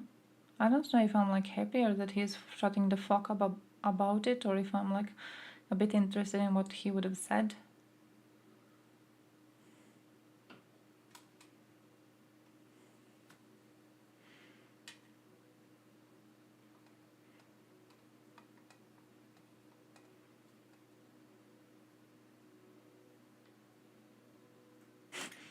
Vladimir Zelensky's term of office is coming to an end soon. It ends on May 20th. After this date, will Russia cease to consider him a legitimate president? And will it mean anything to you? Ria News imbecile goes to a man considering Ukraine itself a nation that's not legitimate and that shouldn't be existing, and he's like, hey, Putin, this country, this nation that you think should be wiped off the face of the earth, what do you think about that president? Like, when his term is over, will you stop respecting him as a democratically elected representative of his peoples that shouldn't exist in your opinion, but like, still, what's your view on that? Ridiculous.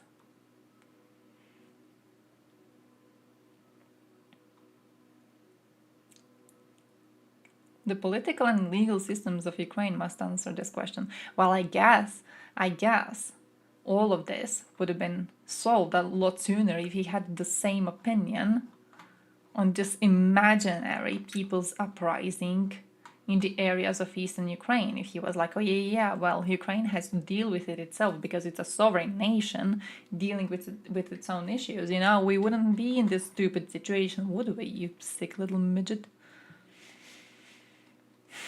Russian protest fucked up. Oh no, this is our place. Ukrainian protest fucked up. Oh no, they beat kids. Let's unite and literally rammed up with bulldozers. I'm kind of wondering what's going to happen in Georgia, to be honest. I'm wondering which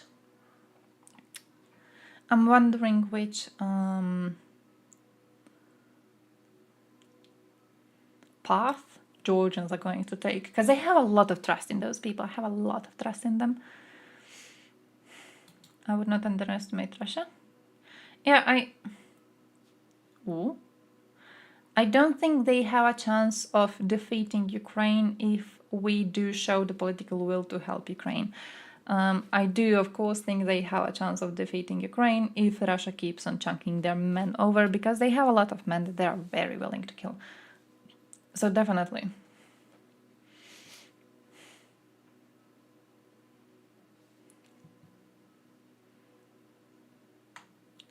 Rusija lansirala svemirsko oružje u smjeru našeg satelita. The fuck?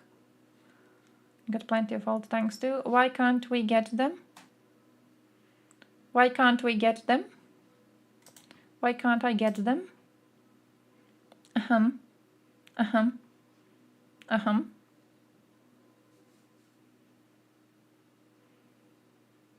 Could they be reactivated if there's a pressing need to? Very much so. I would argue there is a pressing need to reactivate them. I would argue that we have a very important thing that we need these for. Like, come on. What's the difference between a tank that doesn't shoot up Russians and a tank that doesn't exist? There's no difference. Same shit. I'm skeptical about the existence of these tanks until I see them blow some Russians up. Space weapon in the direction of our satellite. The fuck? Now? Russia launched a space object believed to be a space weapon and deployed it in the same orbit as a US government satellite. You know what? I hope it did. You know what? I hope it did. And not only do I hope it did, I hope it destroys the USA government satellite. And I hope as it destroys it, the last image that the USA government satellite ever manages to broadcast back home is an edited video of Putin fucking Biden in the ass. I hope that's what I do. And I hope it just keeps on being posted everywhere.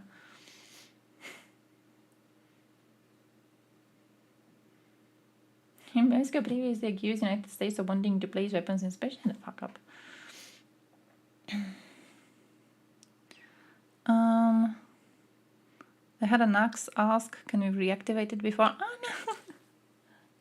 That. But look, the possibility of reactivation doesn't matter if the thing is not reactivated. You know what I mean? Can we reactivate it is an irrelevant question. The irrelevant question to ask is, are we reactivating it as we speak? That's the important one.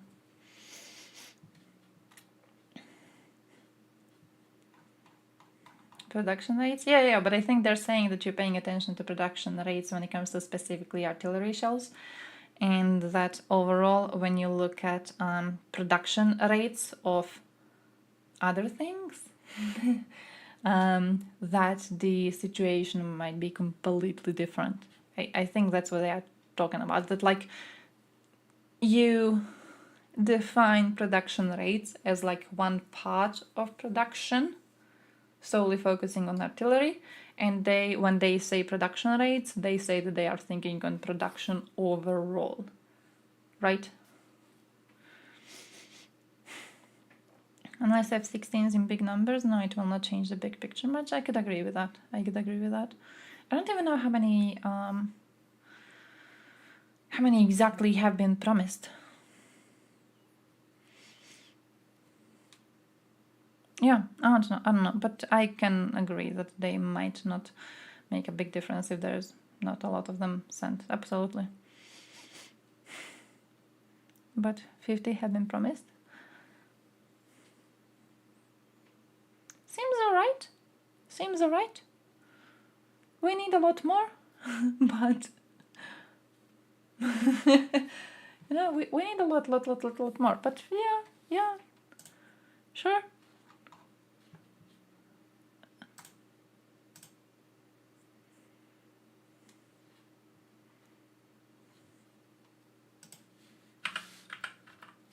Oh wait, I can just go all countries, Croatia.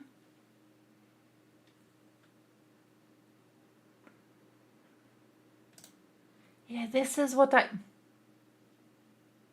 Coward. Renew, EPP, ECR.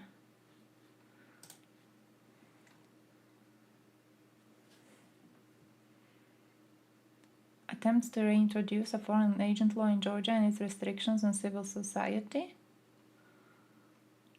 Wait, for, against... Let me look at this one. Like, what was the question? I feel like I need a question to know, like, what for and against means.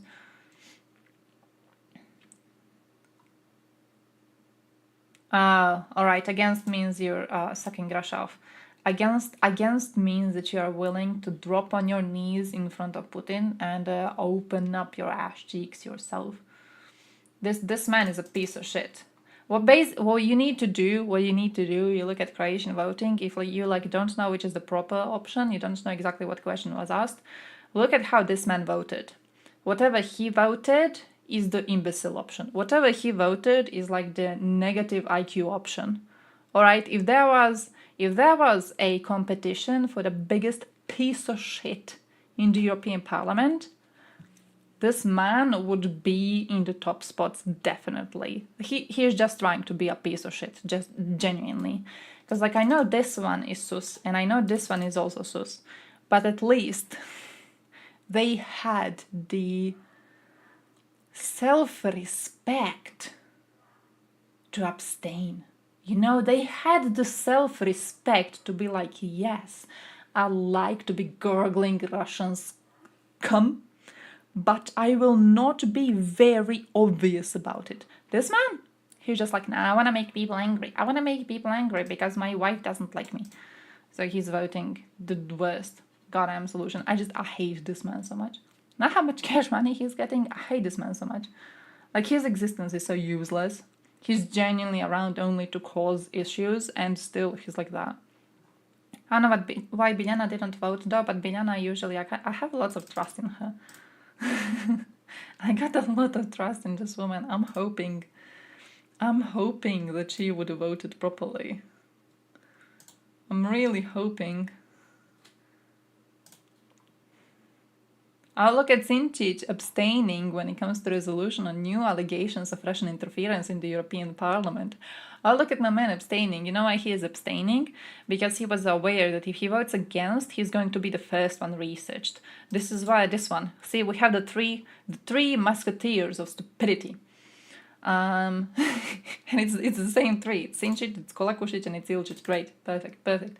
This one's voting against because he is still stupid enough to not know he's going to be looked at for voting this.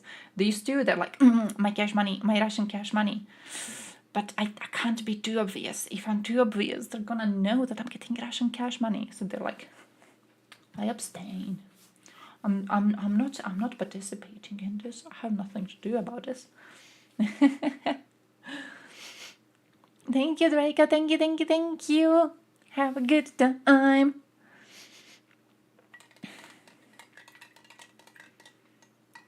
Mistakes were made by Ukrainians North. Yes. Oh, that was incredibly sad. Ilya Kiva. Oh shit! You remember when Twitter went wild for that man for like 2 days until they learned who he is? What was it even? He gave an interview to someone. I don't remember what it was. I remember he gave a horrible interview to someone, and Twitter was wilding. They were like, look at this Ukrainian man talking badly about Ukraine. Just, oh.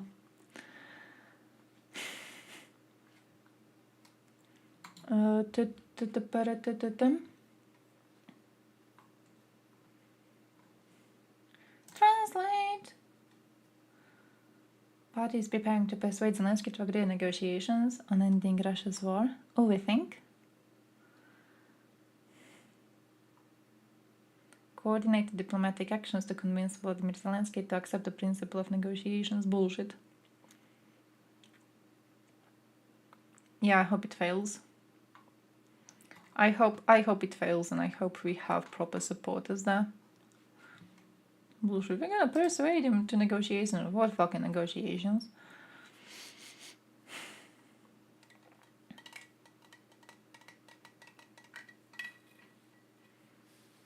Party West, wrong translation. Yeah, I thought it was Ukrainians, and I was like, Ukrainians? But then I looked, it's the Allies, and I'm like, alright, that makes sense. That makes a lot more sense, really. What do you mean, Borana Bilzan EU? She's fun. How many Ruskies go back home in a box? Who gets into vatnik.zip and who doesn't? But really, negotiations, what do you want to negotiate? The hell do we want to be negotiating? Let's do damn negotiations on how much land Putin should be allowed to keep, so we can see how close we can get to the Munich betrayal, you know? Let's try to, you know, in percentages, stay around the same. If we're following the same mistakes we made in history, we should be following them into detail. Goddamn clowns. What did I want to watch? I forgot what I wanted to watch. I wanted to watch a bunch of shit. Wanted to watch a bunch of shit and I forgot what it was. Saved this. I saved this. I'm gonna show you this. It's a little part of me positivity. Is one of the biggest new rail projects. That's what you're gonna Europe, be watching. What's and it's that? set to plug a major gap in the continent's high-speed network. Over 800 kilometres long and running across 100 plus three tanks a countries month. that have lacked a modern railway Largely since the fall of replacing the its Soviet battlefield Union. It's a scheme that's losses. throwing up That some rate is likely immense possible only if it's challenges. taking old As one of tanks the out of EU's storage. transport Yeah. priorities over the course of this decade, the pressures I on to get it definitely right. would. With spectacular Trust engineering, that, absolutely. advanced technology and world-class design, this is how the Baltic states are using big infrastructure to put themselves firmly on the map.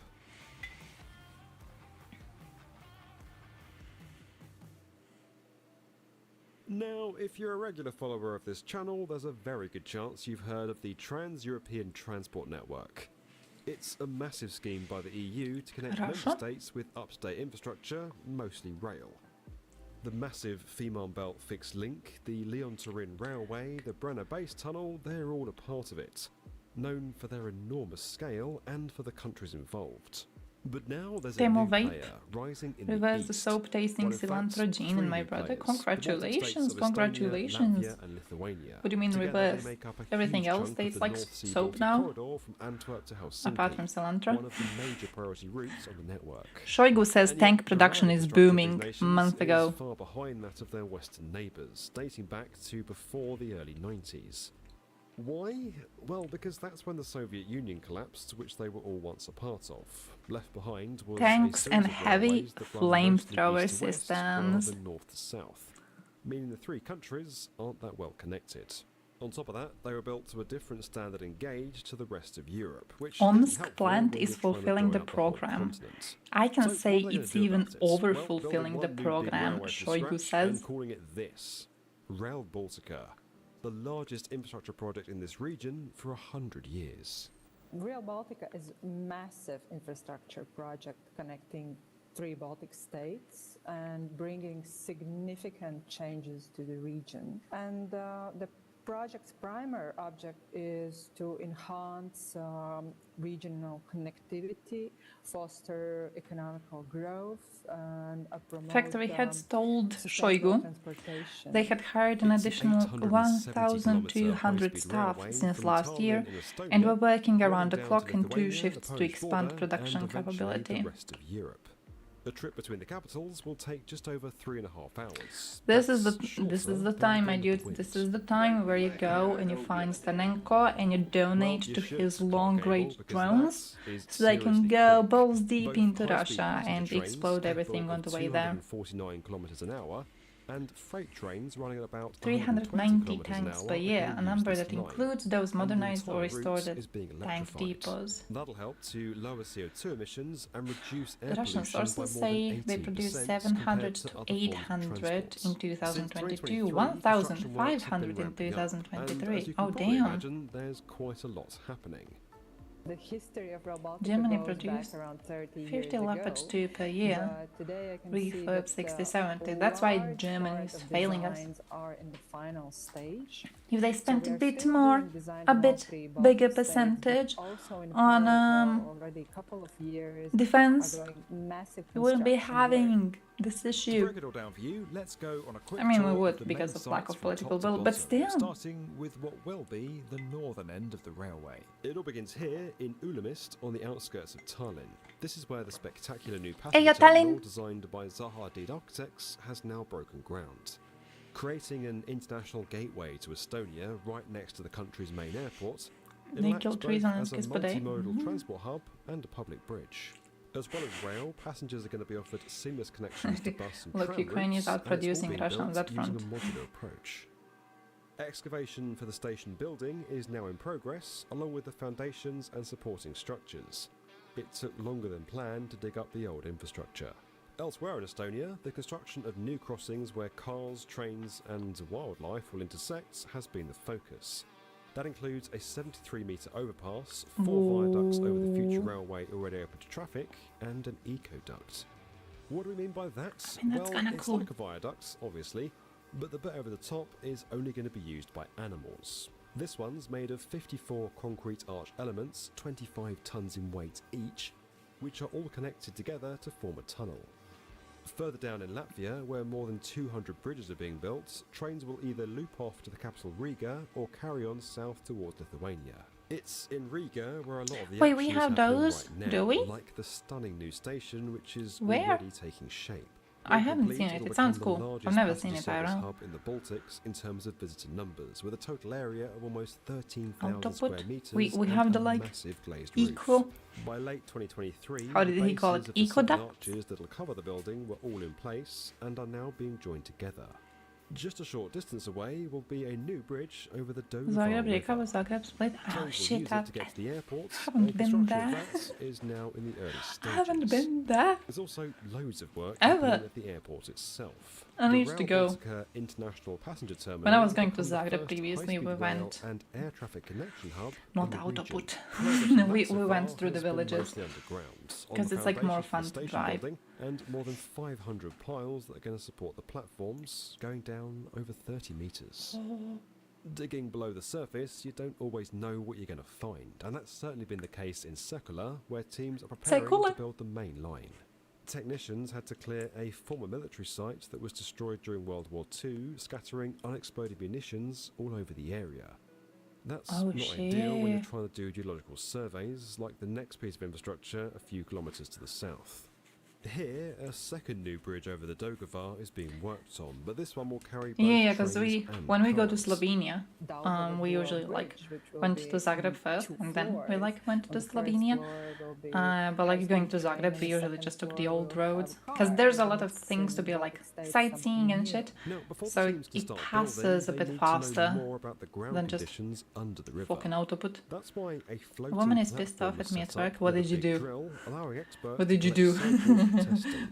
What The did you results fuck will up? allow engineers to work out how deep to make the foundations. Who fucked up? prior to assembling Did you the fuck up? bridge. Maybe I Staying with didn't fuck bridges, up. I'm to not find trying the to next blame bit you. on our journey, You we did need to cross nothing the wrong. border You did into nothing Lithuania, wrong. where the Whatever route you will did fork was in two proper. directions toward Vilnius and Kaunas. With a total length of 392 kilometers, Lithuania has by far the Nice. greatest share of the line. And this bridge over the Neris River, more than 1,500 meters long, is definitely one of the highlights. A huge drilling machine is being used to install 376 piles. Nice. Once it's finished making each hole, a metal framework is inserted, followed by a concrete pour. It'll take 11,500 tons of reinforcement and 74,000 cubic meters of concrete to build it. Finally, Lithuania's capital Vilnius is also getting a brand new station. Nicknamed Oh, as far as Green what I've Connect, seen, their who idea is for knows shit integrated about hub Klim? that again doubles as a What bridge I've surrounded by been nature from stuff and I've been open public looking at spaces. during the It'll have a vacation. roof made from Haven't locally looked at sourced it today timber, water or gardens for yesterday processing or rainwater, you know, and the when I integration came of a back home. heritage building from the From old what I airport understood, station. Russia has So the big mostly question, how stopped much is this all using gonna the cost, bridge and and when is it is gonna be ready? using Well, the original the estimates terrain was around $6 billion to with a supply 2030 completion Klim. date. Up to So what 85% I'm of the money thinking is is coming from that EU, the with bridge the isn't rest really that financed by the three Baltic strategically states. important right now, But and they're reports in focusing Latvia on say costs have now risen to about destroying $8 billion. Russian ships. It's claimed there have been That's delays kind of and what I've understood. uncertainties with Is some of that those like sites in Riga, which could see the line currently bypass the destroying city Russian ships altogether is with more fast important openings. when it comes to Then there's the sheer complexity of it all. the area, and Building a you know the railway bridge from is just one like country is tough enough, but when it's crossing kinda three there. of them, it becomes extremely challenging. yeah, it's a backup. It's a backup. Each As far as state I has understand, its it own was separate body for the it was project, teams having to damaged. collaborate It's not closely damaged across enough to not be borders, used, and but it hundreds is of damaged enough contracts to are not currently be active. as structurally stable as you would want it to be if you were using it as a main delivery route. So it is not being used as the main delivery route anymore. It's like a secondary one, basically. Yeah, so a backup.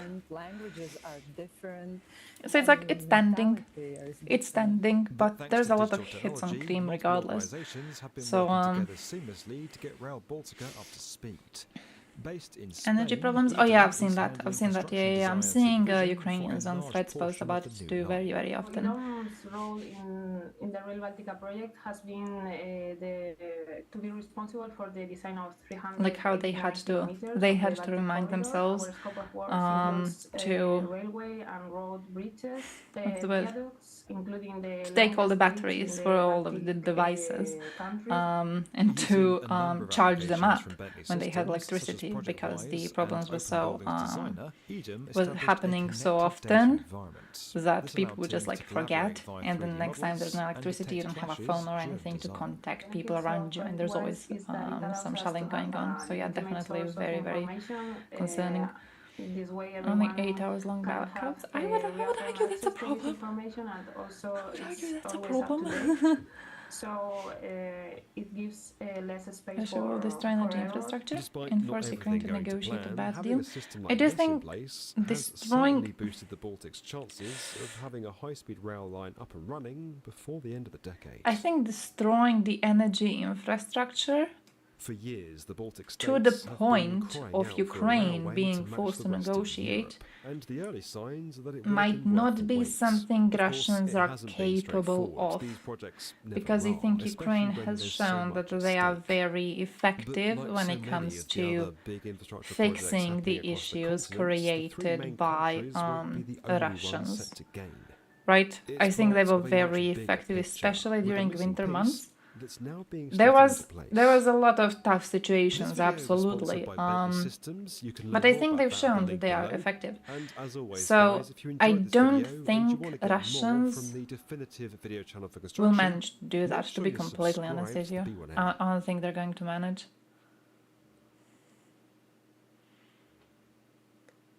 Yeah, I don't really think it could work.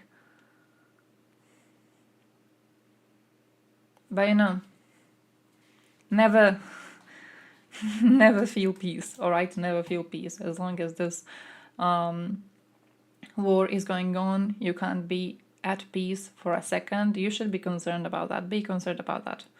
Absolutely. Go donate for more. The fuck is that thing? Generators to be given to Ukraine. Definitely. If there's any donations, if there's anything you can do to help, if your country is not willing to give military aid but is willing to give humanitarian aid, No, do remind them that giving people generators is humanitarian aid pretty much, and it's going to make their living conditions much better. So yeah. Situation with power issue to yourself. Yeah, that's what I've understood. So you know, I don't think it's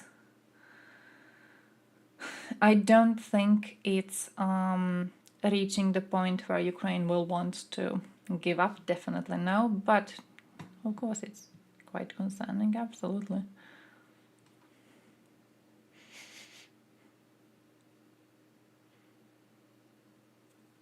It feels worse than 22, 23 winter. What, really? Oh, that's fucked. The current situation, despite the fact it's not winter time, you would think it would be much easier right now to survive overall. It feels worse than 22, 23 winter. Yeah, but it is because of power plants being destroyed, right? Man, that's shitty. That's just shitty. I wanted to say, like, I hope it gets better, but I don't even know. I don't know what we are doing in order to for it to get better in the first place. I don't know if we're actually tactical, active. Let's strongly blur the screen. I don't want to. Let me open it in a new window.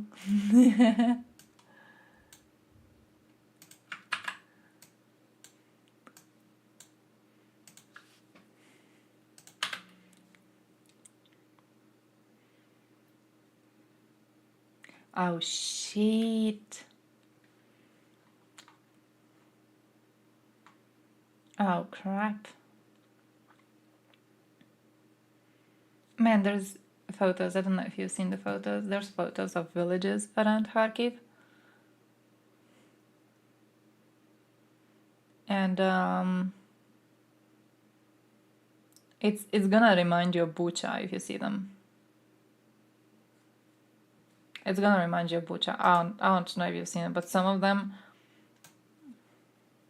the situation is horrible. The situation is very horrible. I've been getting mostly evacuation videos on like the Ukrainian part of my feed for days at this point. So definitely very, very concerning. Winter means more power consumption. In winter it is at least acceptable because winter means more power consumption. APV targeted civilians, that's shit.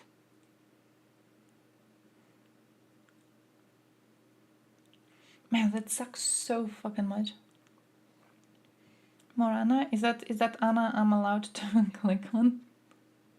Or is that Anna I'm not allowed to click on? Summer means more easy. Alright, I am allowed to click on it. Today, which was a fake moment, but I decided to share with the people. So I'm hearing the sounds that are super duper loud, and it sounds quite a lot like a Cobb, which is like a glide bomb, and it's incredibly loud. And I'm thinking, well, that's it. So I ran to the corridor and I just, sit down and like I hold my head and I'm thinking, well, that's it.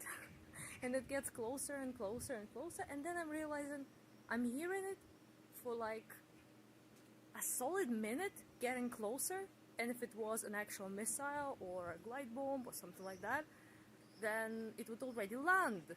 So I'm realizing that the sound is getting closer but way too long to get here, so it's a plane or a helicopter, and it must be ours because I'm in Kharkiv. So yeah, it was 2 helicopters in fact, but I did legitimately thought I'm about to die today, which is not fun. I don't recommend it. I think I have grey hair now. Oh no, it's pink. Fuck that. Man, fuck though. Just like the strength, the fucking strength. Incredible, incredible. Not too hot yet to use AC. No, you know what AC is like... AC is useful. AC is useful. AC is good. Listen though, listen. Heating in winter is a question of survival. And like AC in summer, I feel is not.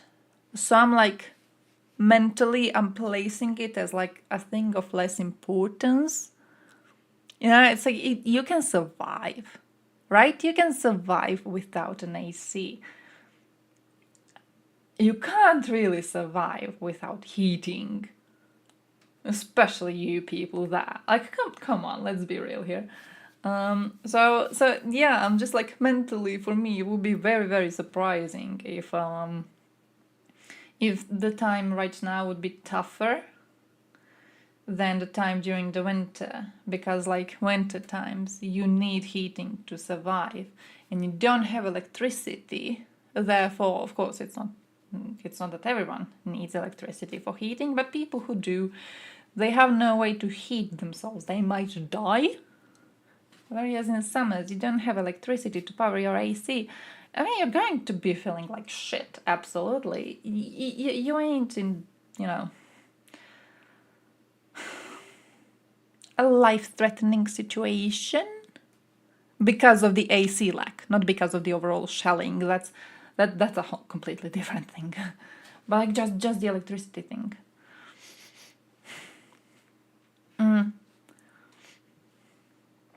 I generate heat like a motherfucker.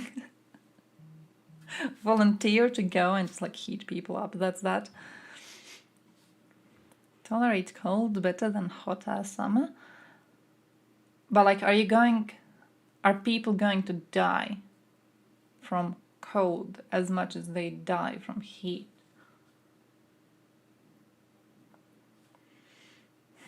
You've never lived on the first floor on the south side? Okay, that's proper, that's true. Genuinely. Slippers and tie. Oh yeah, just like get them over. Just get them over. I do agree with that. Yeah, guys. You heat little radiators. Just volunteer to go. Volunteer to go at that, you know, to be providing people with temperature. Russia is stockpiling missiles for winter. They are pieces of shit. I would 100% agree with that. They are just trash overall. Every single one of them. I fully expect that. I fully expect them that this winter they're going to be like, bro, we already caused Ukraine to have a lot of problems with electricity. Now we're going to make it worse so we can jerk off whenever we get news of people dying. So I'm really hoping that by the time winter comes close, we figure some fucking shit out. Even if we are, you know, telling ourselves that 2025 is gonna be our year for a big counteroffensive, so we're piling up right now to do the big counteroffensive in 2025. I'm hoping that we still are aware of how immediate the need is to be helping the civilians. I don't have tap water without electricity. Oh shit. Chunky woman making sweet. I would argue the chunk doesn't matter. The chunk ratio doesn't matter, because even if the woman is very twiggy, there's still the action of lovemaking that is going to make you feel warm. But yeah, I understand it might be, you know, quite nicer if she is chunky indeed. Hey, yo, Tipsy Tom, haven't seen you around, have I? Oh, nice, I haven't. Welcome, how are you doing?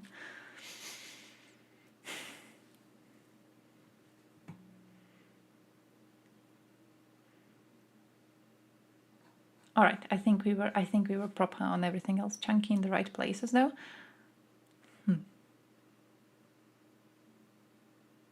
See, that's an interesting thing. I'm disagreeing.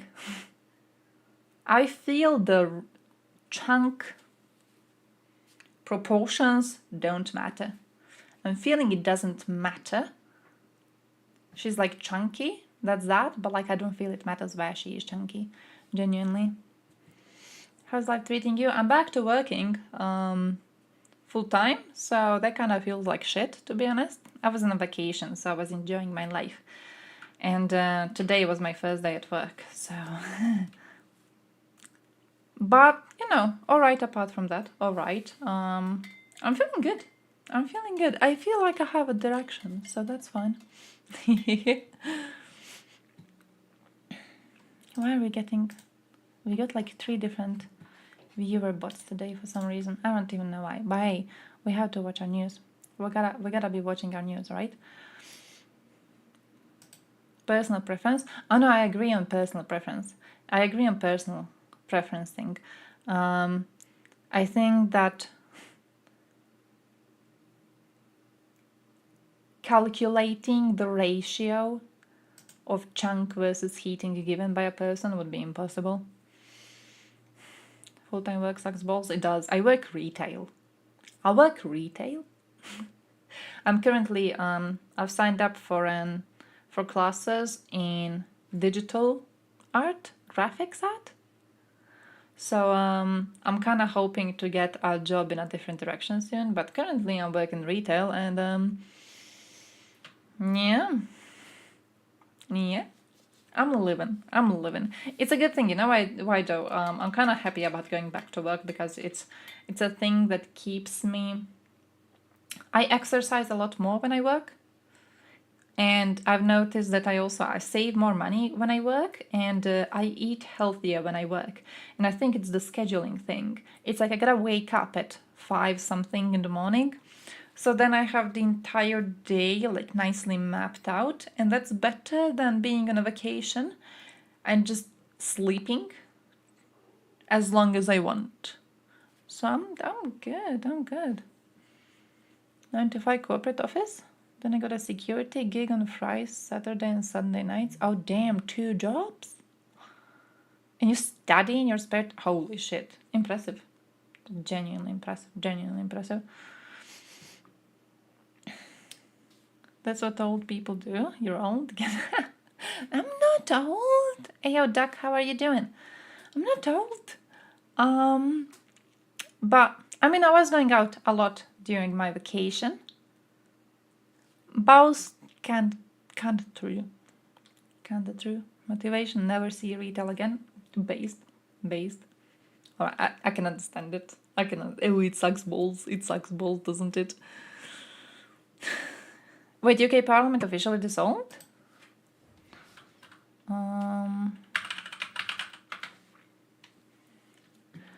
Officially?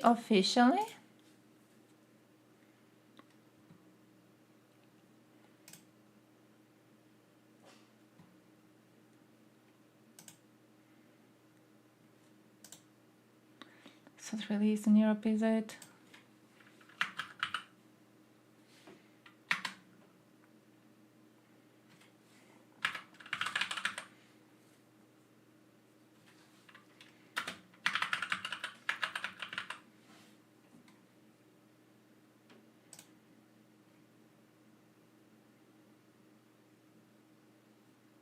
Snap election on July 4th.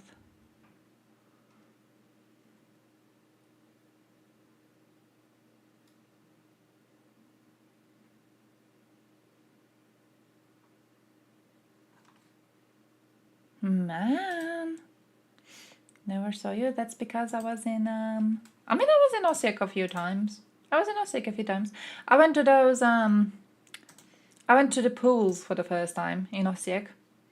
Weren't really good. Didn't enjoy it too much. Weren't really good.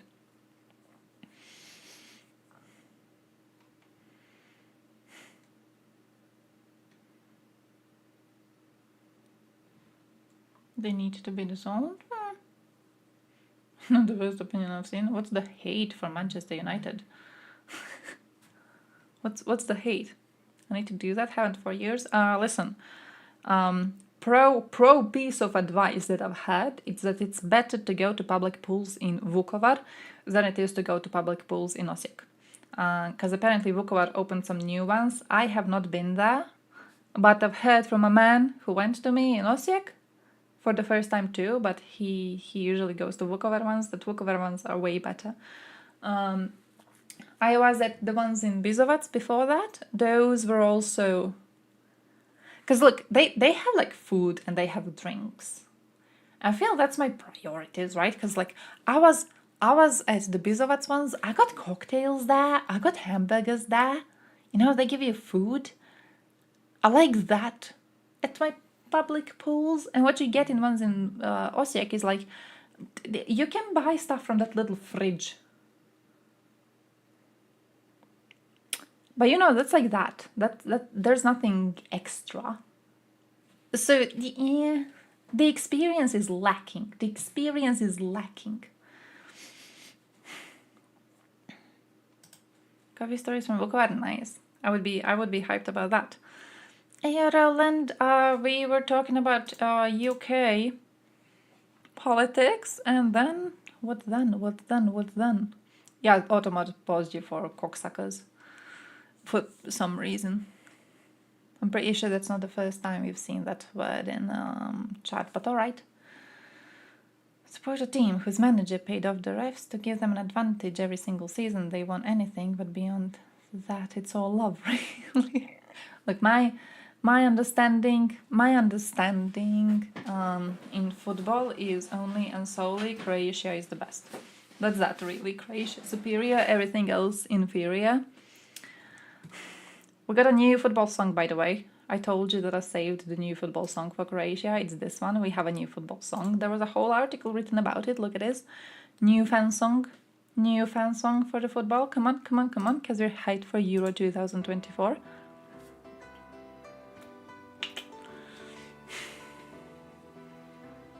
The Vukovar thing is a whole complex. It's beautiful. Fuck, I need to go there. I need to be going there. I need to go there one day.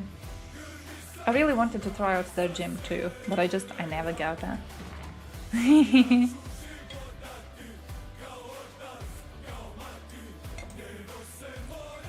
I even gave you the English translations, even though they're bad.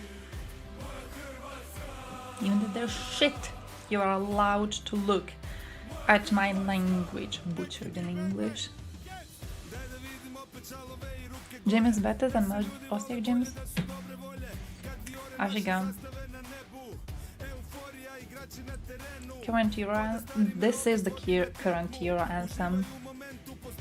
Like, I'm sorry. I'm sorry that you had a fake one. But this is officially the Euro anthem this year. Euro 2024.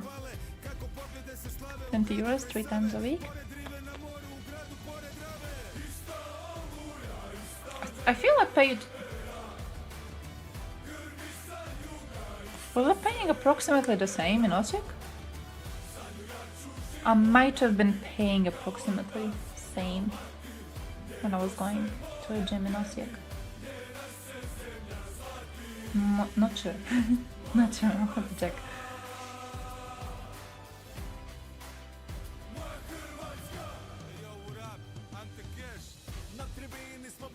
Look at us! Look at our little clown-ass people.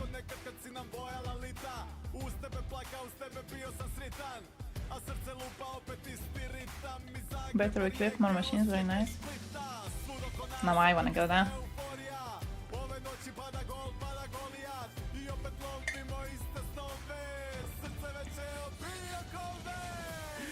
Modric, Vlahovic, Stankovic, it just flows. Yeah, I don't know who's going this year. I know we released... Did we release? I think we released a list of players that are going to Euro 2024. Like the official team. I saw something in the news and then I was like, yeah, nice. If I outlive my father, questionable with my lifestyle. I'd move to his house if I can.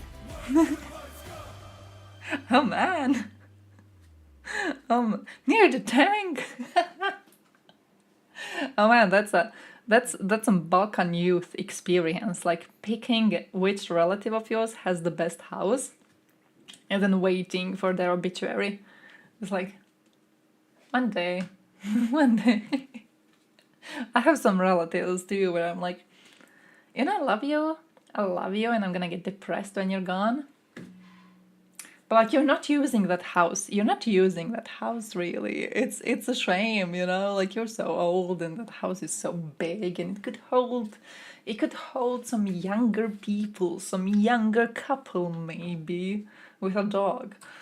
And you're just old, and you're not really using it to its full potential. Like, I'm just saying. I don't want to kick you out. You're gonna kick yourself out because you're so old. I'm just saying. It's a tragedy. Hey, but though I've seen some statistics. I've seen some statistics recently. I analyzed them with a new friend of mine on the house ownership rates in Europe and how in Balkan parts of Europe, eastern parts of Europe overall, there's more people who own houses than in the rest of Europe. And why do we have more people owning houses than the lot of other parts of Europe have, right? And I'm feeling we're gonna get fucked in that regard. Home ownership rates. Let me Google it to see if I can see the same stats.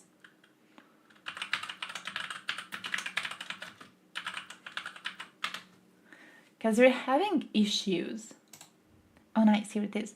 We're having issues already here in the village, and I know it's an issue happening in other villages too. Like, look at Croatia here. It seems good. It seems good, right?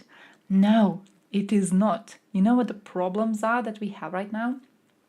Is that we have a lot of houses in the village being bought by people who rent houses on booking.com. So there's legit, like, you know how old people will have a house for themselves and their children, usually, it's what it used to be. Old people have a house for themselves and the kids are like renting an apartment in the city. Old person dies, kids move into the house because it's a nice big place to start a family in, right? It used to be like that. But what happens now is old person is in a house and the kids are renting in the city. Old person dies, and instead of kids moving into the house is being sold. The house is being fucking sold to people who then use it for renting.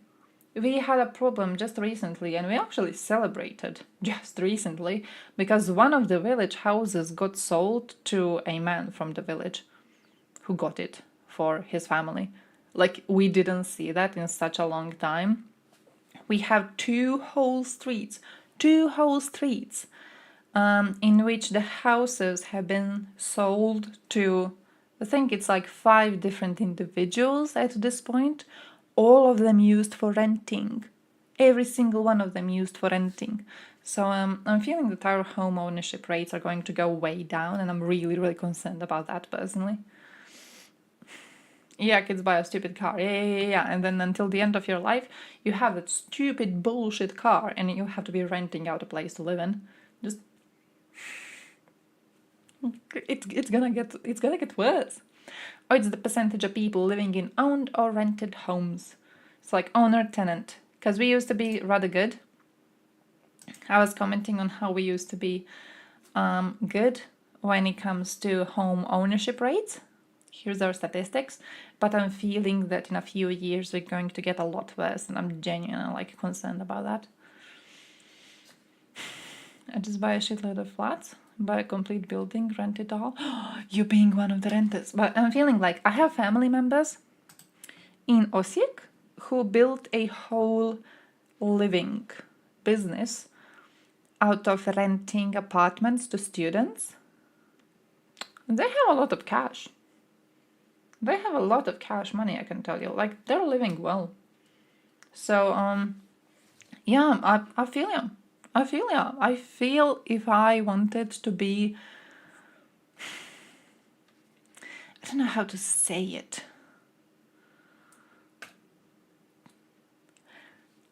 there's an amount of work that I feel, there's an amount of value I feel you should be giving to society if you earn that much money. And I feel as a person who's renting many apartments, you're not doing that. But like I'm feeling questionable enough in my moral ways that if I had a chance to earn a lot of cash money by renting out, I probably would do it. Like, let's not lie to ourselves. I probably would do it.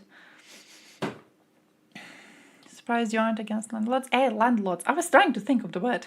I was trying to think of the fucking word all of this time. I am against them. I am concerned about the amount of them that we have. I am definitely feeling like the abundance of them and the, what's the word? Popularity of the, do we call it a job? Is it a job? Is it a career to be a landlord? Or is it just like being a drain on society? I don't know what it is. But whatever it is, the popularity of it is very concerning to me because, you know, as I've said, we are already seeing negative effects on it here in villages. So I assume in cities, the negative effects are only worse. So I'm thinking that the entirety of the country, you know, we're not gonna be here nicely cozy in 91.1% of our people owning a home that they're living in. I'm feeling we are going to be, you know, moving into more negative parts of this statistic, and I'm very concerned about that.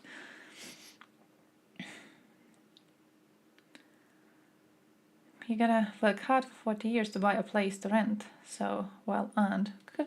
To be fair, true. To be a landlord is bad. I feel like, you know what I'm feeling? If we have a proper tax, if we introduce a stronger tax, a stricter tax on, what's the word? Nekretnine. You also wrote nekretnine. I wanted to say, I looked at your comment to see what's nekretnine in English, and you also wrote nekretnine. So now I have to figure it out. Real estate? Is it real estate? Yeah, that's what translate tells me.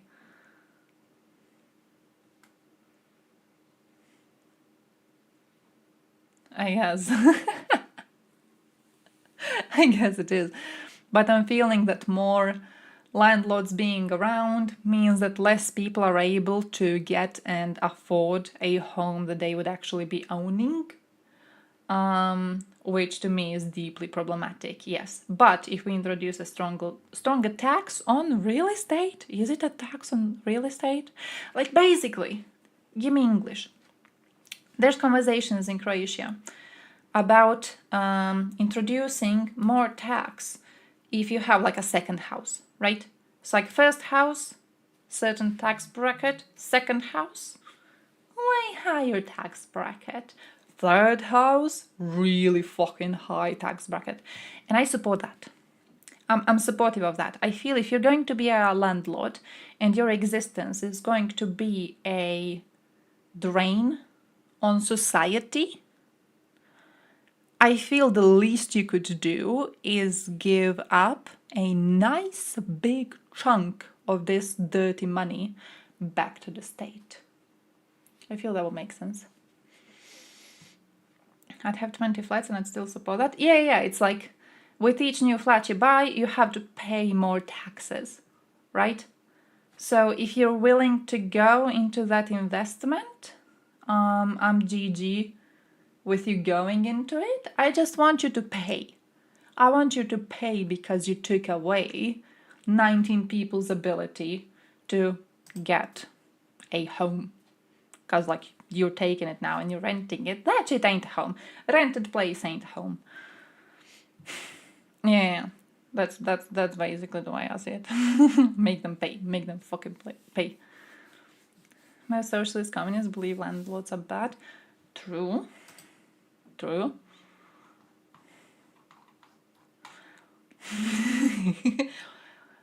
I don't know if it's having a desired effect, but the fact that most socialists and communists are against landlords is making me softly want to rethink my position on this, even though I still think my position on this is true.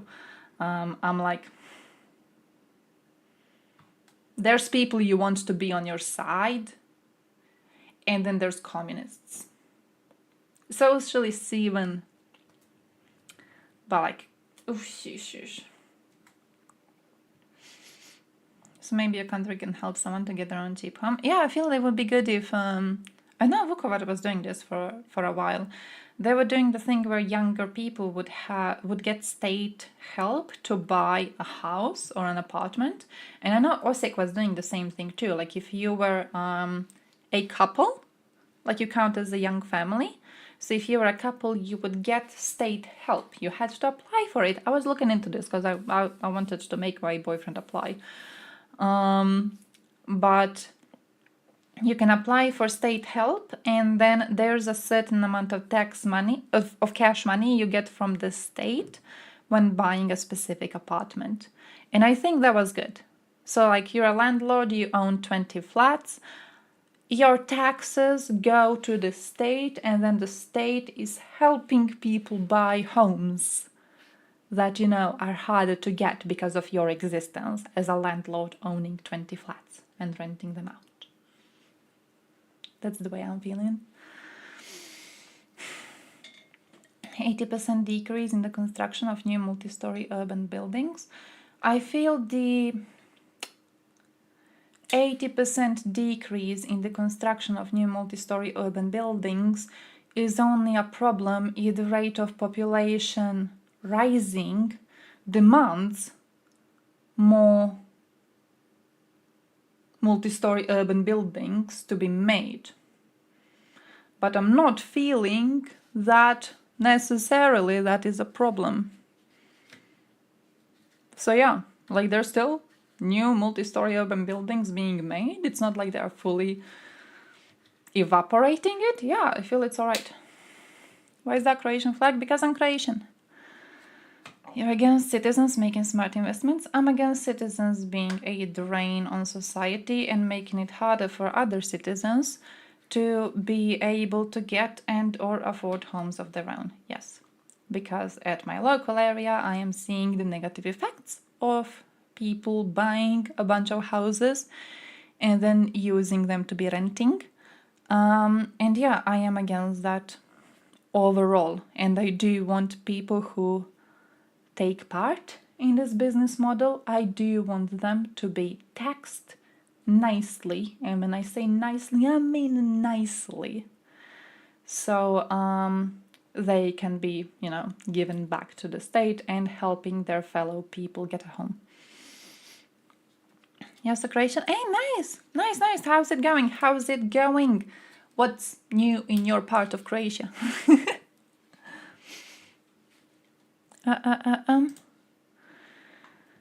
Wait, they are made 80% as investments for rental companies? Yeah. Is that a good thing? Why would that be a good... I'm not sure that's necessarily a good thing. Because the way that you're saying it is like, out of the 100% of new multi-story urban buildings being created, 80% are created as investments for rental companies. 20% are not. So you're saying is if we banish landlords, this 80% is going to go away. I'm saying that I don't see the negative side of that. I'm not seeing a negative side of that. You know, I'm not really seeing a problem overall. Like, yeah, I would be okay with less multi-story urban buildings being built, especially, you know, it is a country-to-country thing, I guess. But with the rate of population growth in Croatia, or population decline, But let's say there's a bit of growth, as we are getting a lot of foreigners recently, and some of them do decide to live in the country, which is rather nice. With the rate of population growth, you know, that amount of new multi-story urban buildings would be enough to provide a home for a lot of our citizens. So I'm GG. I'm GG on that. Glina is still clean and rebuilding. Same as with Petrinia and Zizak. Oh, nice. Oh, nice, nice. Oh, it's going good. You don't usually hear that from Croatians. Hey, yo, Philip, it's the statistics. I should just like keep it here so y'all can see the title, but it's the percentage of people living in owned or rented homes. Croatia used to be really, really good. I'm basically scared it's going to get worse. Zimbabwe, when they took land away from farmers? No, not really, but also I'm not arguing to take away anyone's land. So I feel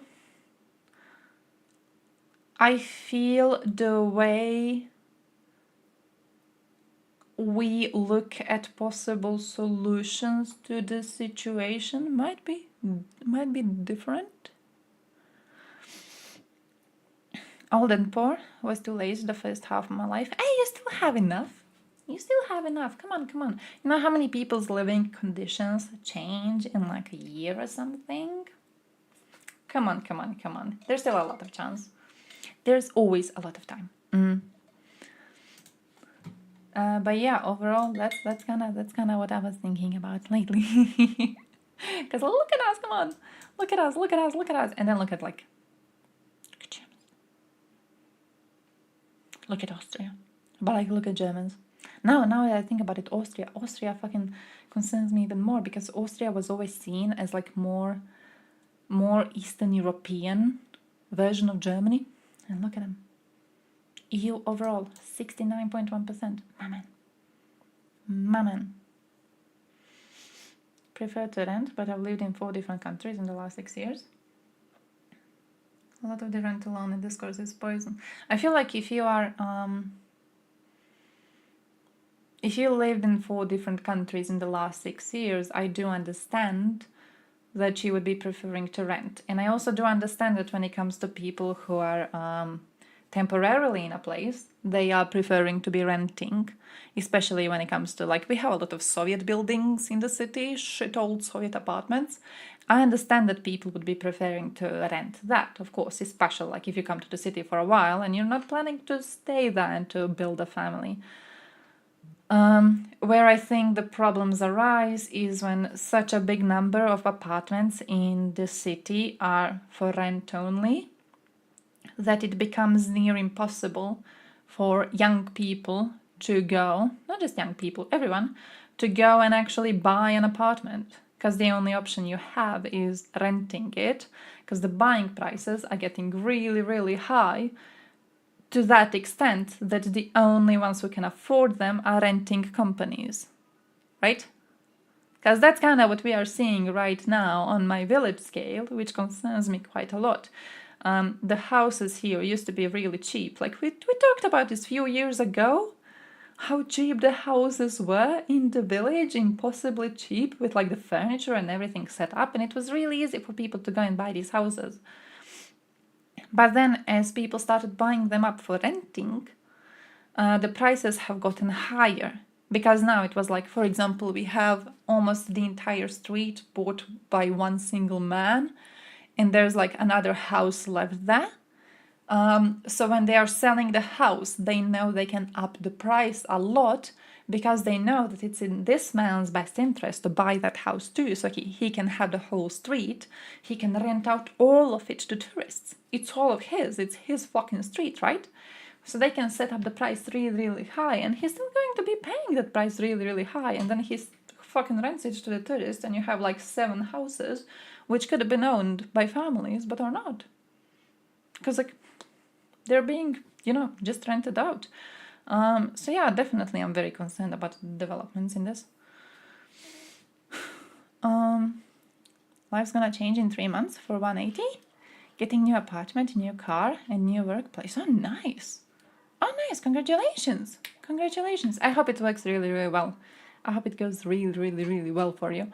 I'm kind of having similar hopes, not in a 3-month span though. I have to spend a few months working at my current job still, but I am taking classes in order to try and get a better job, so I'm hopeful. I'm hopeful. May we all be in a better position in the next year. Too bad you're not young anymore.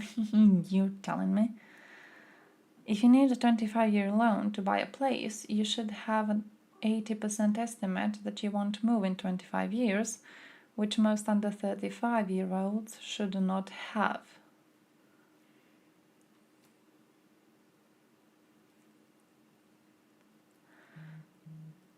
I feel could be true. Could be true.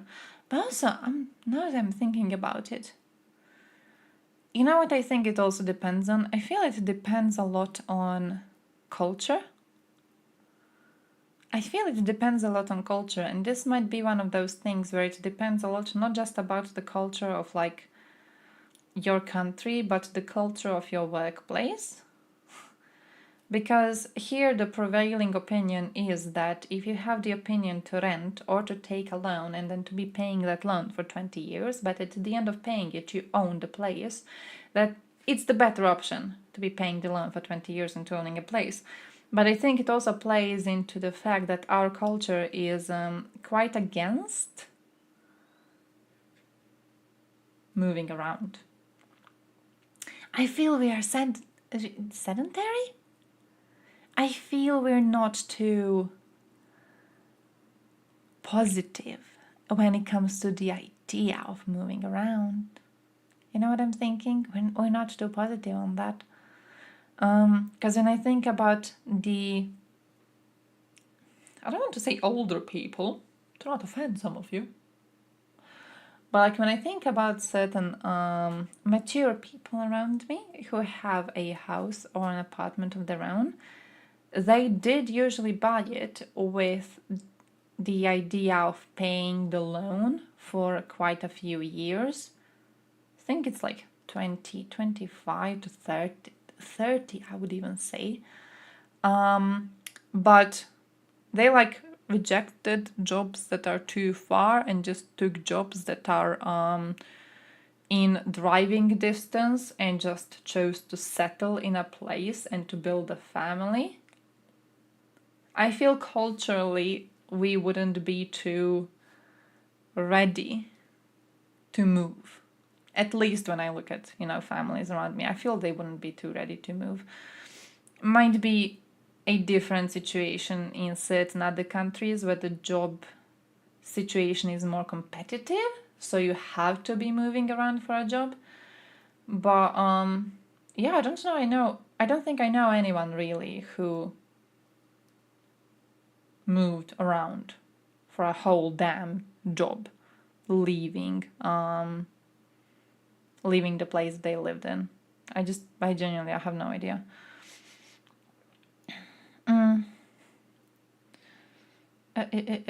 Best nationalistic song, you can send them in chat. We are approving of links being posted in chat. Eurohobo, what's a Eurohobo? Because usually, like when I think about permanently choosing a place to be living in, it's like I'll just like this is where you settle. That is where you settle. If I move out of this house and I go and choose a house with my current boyfriend, that's like a place you settle. You don't really change the living space that much. Maybe like if your family gets too big or something.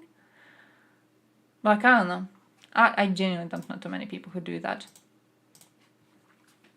It was always one of those things in like, especially USA culture, that was always a bit interesting, let's say it like that, to watch when people are like, oh yeah, we changed like 5 different homes because my father was changing jobs all of the time, so then we had to be moving.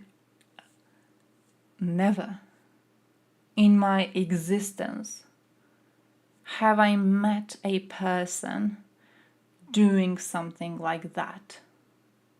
Never. like, we all were rather... You let the roots in one place, and that's why you stay.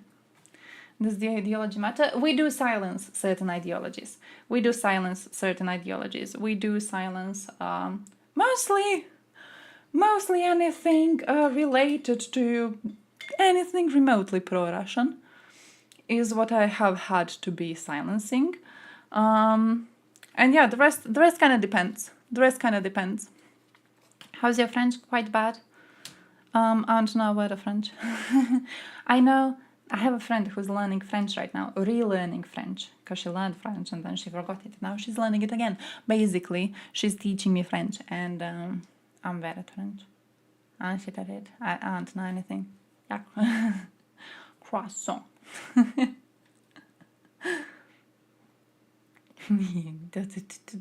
Don't you fucking... No chance in hell am I gonna play that little twat. You're Ruski. No.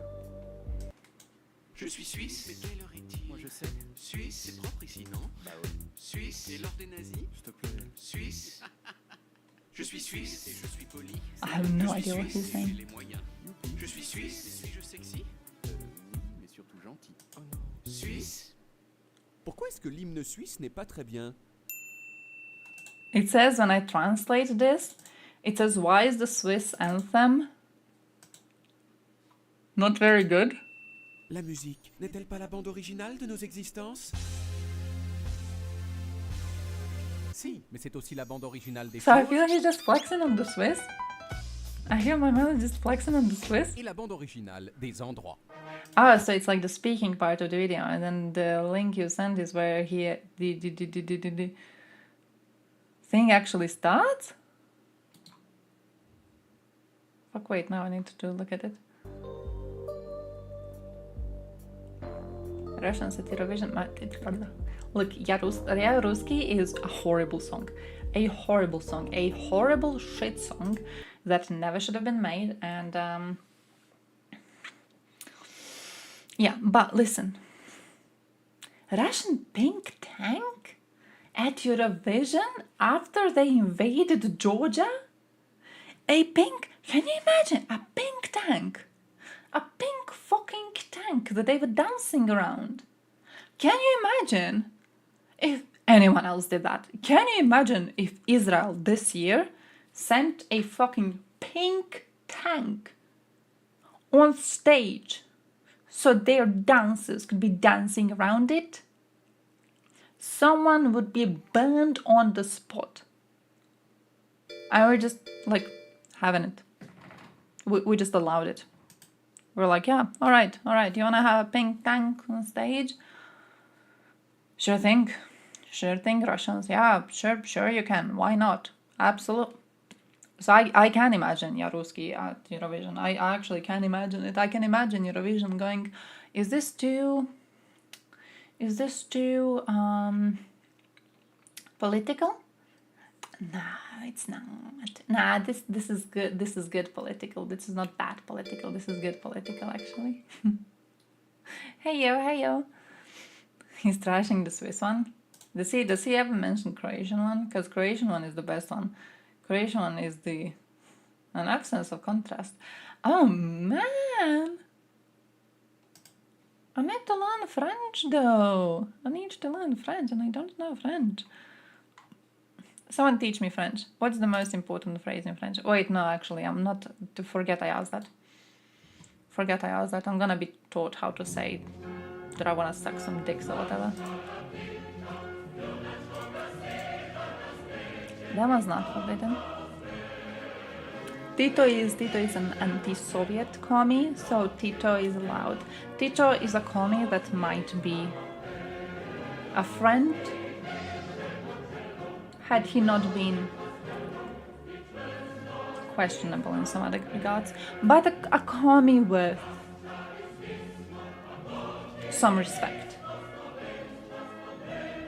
You know they made a joke when Stalin died. People were making jokes about how the last thing that went through his head is, fuck, Yugoslavia is still standing. Like I didn't I didn't succeed in crumbling it apart. That was like the last thing that bastard thought. So I'm alright with Tito because he was a pain in the ass to Soviets. Most important, is it? Is it, Joe? Where's my translate? Is it? Maybe it even is because they are French. They are French and they agree that telling the French people that you're going to fuck their mother, it might be considered a compliment, alright? I've seen what French people think about sex and I've seen how wishy people are. Maybe that's actually true. Maybe that's actually true. To be fair, good commie, Joe, good commie is a... What's the word for like two words that can't match? I feel like they can't really match, but also I don't know if he was a commie. Like, were you alive during Yugoslavia? I don't know if you were alive during Yugoslavia. I wasn't. I was born in 1995, but my family was really close to commies. My family was basically a strong commie family, strong communist family, right? My grandfather was a very powerful man in the local area because he was a big communist, right? And he was able to give jobs to not just his siblings but also to his sons. And then my father was a moral man. My father was like, I don't want a job just because you are a communist. I don't even want to be a communist. My father saw it as insulting that people demanded he get into the Communist Party to get a job. He was like, no, I will not do this. This is beneath me. And while I can certainly respect the decision that he made, we would have been rich as shit if he took the option, and he didn't. He placed morality before money, which, you know, GG, but I love money.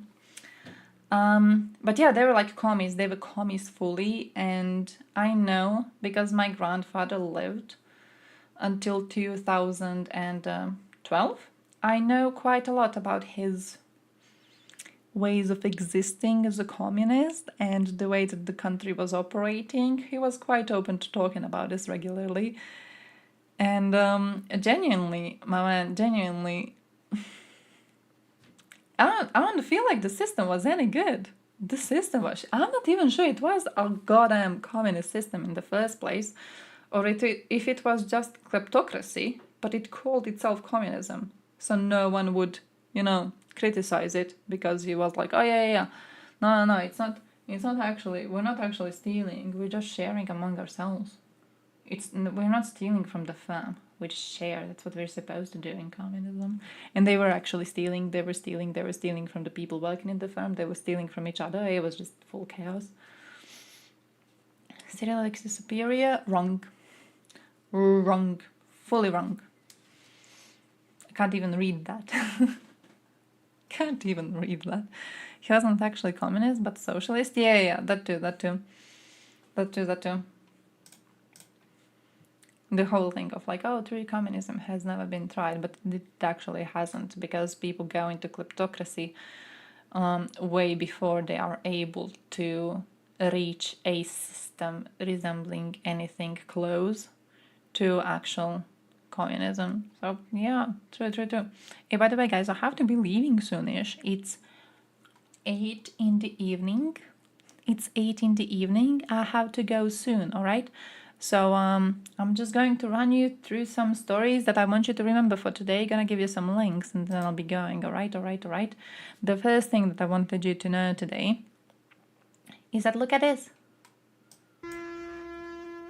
This is the Circassian traditional morning procession. It has been going on every year since Russia occupied it on 21st of May. Right? So actually Russians also celebrate this, but they genuinely celebrate it. But the day in Circassia is a day for mourning and a day of remembering the Circassian genocide that Russians have inflicted upon the entire fucking nation. Power will be off anyway. It won't. I don't know, maybe it will. I'm sorry if it will. I hope it won't. I hope we send a lot of new generators and we manage to help in that regard. So here's basically, I was researching this a while ago, and I looked into the Republic of Russia that currently is the place where most occasions had been living.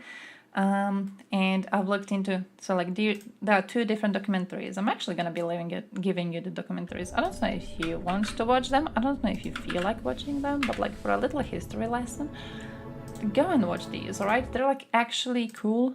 They're actually good documentaries. They're actually well filmed. This one is Kings and Generals, which is a channel that we have watched on stream previously. Hey, yo, Gustavo, how is life? How is life?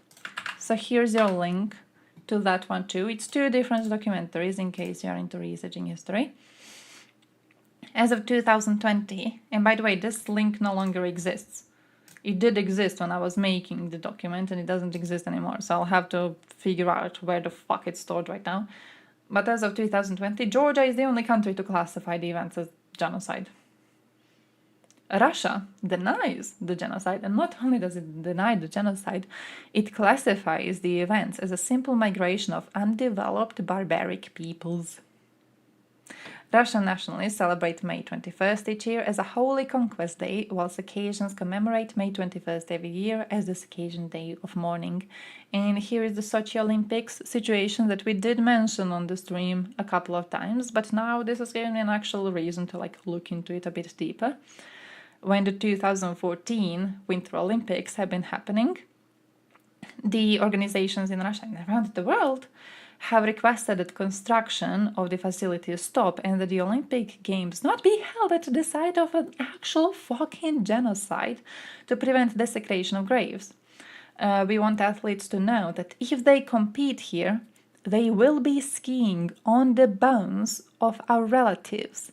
And to make the disrespect worse, 2014 was the 150th anniversary of the Circassian genocide.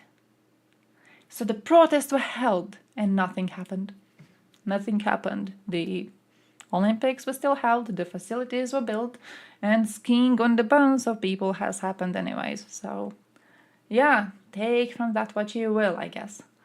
Sounds like Turkey talking about Armenia. It very much is. It very much is. Even like in this post, I saved this video because this is like the first video I've seen of the morning. But like if you go down in the comments, there was one. These people were slave raiders and refused any sort of cooperation with the imperial crown. Then they found out. Like, you know what it reminds me of? You know how people, the fucking stupid ass dove in the name. But you know how people sometimes talk about the invasion on Crimea, and they will be right. Like, no, actually, Russia was alright to go and invade Crimea because, look, they built roads. Huh, look at them building roads. Look at Crimea before Crimea now. Now it has roads, and then previously it didn't have roads, so it's better now because the Russians went in and civilized these people.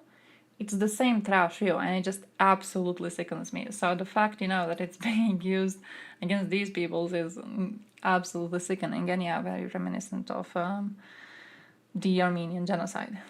Yeah, thank you for the follow, Dictator. Thank you, thank you, thank you. Doesn't have tourists as well, even from Russia. What, really? Are they scared? Are you scared? Because that makes me sad. I wish they come so we would see videos of them crying again when missiles fly around. You remember that? I return. I went to translate. It's like, I return. What is happening? Je return. Oh, that's actually kind of cool. That makes sense. That makes sense. I didn't even try to read it, but now that I look at it, it's like, that's so simple. That's so simple. What else did I want to show you today? What else was really important for you to learn today? It was this. It was a piece of Croatian superiority. It was a piece of learning why you will never be as good as we are as a country, so live with it. Croatia has been ranked #1 on the best national parks in Europe list. #1. Okay, none of you losers, none of your countries. Croatia. Croatia. Best national parks in Europe. Plitvice Lakes, Croatia. Look at this. Look at this shit. See that? See that? See that? Gorgeous. Gorgeous. And then we have some Switzerland, some shit-ass national park, and then some Italy, and then some Finland. But Croatia, though, Croatia, beautiful. Beautiful, magical, gorgeous.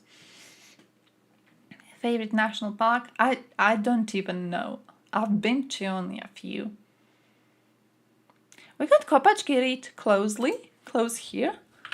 How much did the bribe cost? We're a tiny country, so not too much. Not too much, all right? Not a lot of cash. We have Kopachkirit. Kopachkirit is this. Kopachkirit is this. Kopachkirit is all of this. All of this. You go there and you look at the wildlife there. It's like, it's big and it's huge. There's a lot of mosquitoes though, so you don't want to go there during like mosquito months. But look at this. There's so much wildlife and it's so gorgeous. Look at this shit. So it's my favorite one because it's close to where I am. It looks like Florida. It's my favorite one because it's close to my location. And if it's closer to my location, it means I can afford to go and visit it way more. So that makes it objectively better for everyone else in the history of existing in the world. Parks and Recreation. I actually haven't. No, I've seen clips. I haven't seen it. It used to prior 14. After that, every beach was empty comparing to noughties. What, really? Wow. That makes sense though. Because like it's in a perfect position to be a popular tourist spot during the summer months. It's like built for that shit. But then once it becomes an active war zone, I feel like it makes sense that way less tourists would be willing to go. Salary bonus to working cream like they do for territories with harsh conditions. Siberia and wilderness. Oh. Wow. Well, I hope they have regretted taking it. I hope all of them regretted taking it. Hey, by the way, yeah, UK Prime Minister Sunak announced a surprise election on 4th of July. What does that mean for us? What does it mean for us?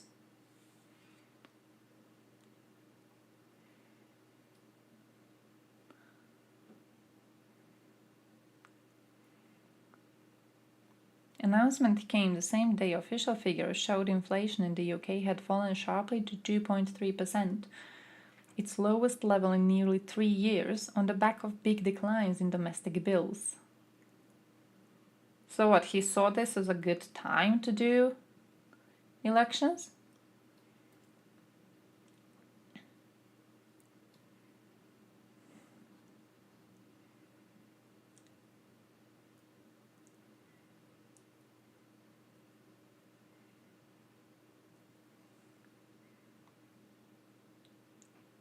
Is that smart? Isn't he? Am I mistaken? I had the idea he was not really respected back home in UK. I had the idea people didn't really like him. I don't know if this is like smart. I understand he was like, oh yeah, finally some good news. So I'm gonna use these good news to push for the elections. So good news might make more people willing to vote for us. But it feels like was the government that close to crumbling that he had to do this? The second any good news dropped, he was immediately like, oh yeah, elections. Elections, quickly elections. So we hope the good news continues for at least like a month or something while people are making up their minds of who to vote for. So we have a chance to hold this, because otherwise if we don't grab this chance, then the elections are going to be after maybe some bad news happen.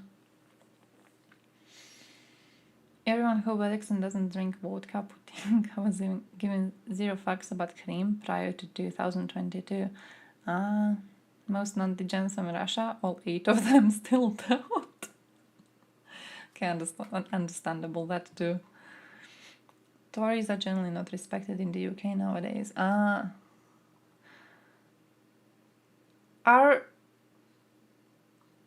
What does this mean for Ukraine? What is this? Are we hoping that Labour is going to be good? Are we hoping they're gonna be fine? I hope the Labour wins on the grounds that the Tories were bankrolled by Russian oligarchs with Luba woman. Oh, alright, that makes sense. Oh shit, yeah. Oh, I remember that. There was a documentary. Oh, I remember watching a documentary back in, I think it was 2022, just a few months after the invasion.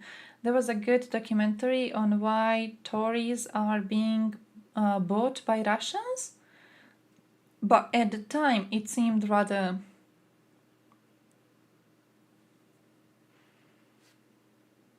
surprising, because they seemed to be really supportive of Ukraine anyways. But yeah, I did see something about it. I would have to refresh my memory though, but something about London specifically being used by Russian oligarchs. Ivan Destama, big Ukrainian supporters. Oh, okay, so we're good. We're good. We're fine. Nice. Okay. Then GG. I hope they get rid of this man. And not specifically, there was something about him. I saw people recently posting about him. Not necessarily cheating on taxes, because I wasn't sure if the implication was that he is cheating or if the tax bracket for people who have as much money as he does is way too low. But yeah, he's being a drag on society overall. Johnson made the son of a former FSB operative a member of the House of Lords against the warning of the British Secret Services. Oh, great. Oh, lovely. Johnson? The friend of Johnson? Our buddy. The man, the myth, the legend, the caricature come to life. That feels like betrayal. That feels like betrayal. I don't know if anything else would feel as much of a betrayal as that would. What a little piece of shit. Fucking Johnson. John Soniuk. Yeah, he betrayed us. Bastard betrayed us. Bastard's been doing the Elon Musk thing on us. It's like he's pretending to be supportive, but secretly. Stopped the Russia report from being released and had to be released redacted. Oh, I'll have to look into that. I don't believe I've seen anything about that. I'm trying to think of like similar news that I'm thinking of, but the only one on my mind right now is the amnesty one. But that's not that. Oh, I need to look into that. I'm gonna be looking into that. Fucking Jen Soniak. Hey, also I have to leave. Holy shit. It's 8 in the evening. I'm having to be going. I have to run. I have to go. I'm going to eat something. And I'm going to go to sleep. And then tomorrow I have to go to work, alright? Because life is immensely painful. Immensely painful, genuinely. Speaker Johnson, I think they need to allow Ukraine to prosecute the war the way they see fit. They need to be able to fight back. I think us trying to micromanage the effort there is not good policy.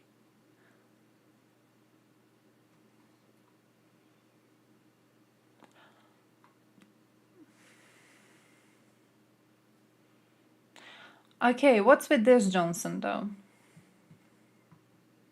What's with this Johnson? Now we've learned what's with the other Johnson. But what's with this? Why is he saying this? This is very out of character. He wants to be against Biden. Ah. Oh, shit.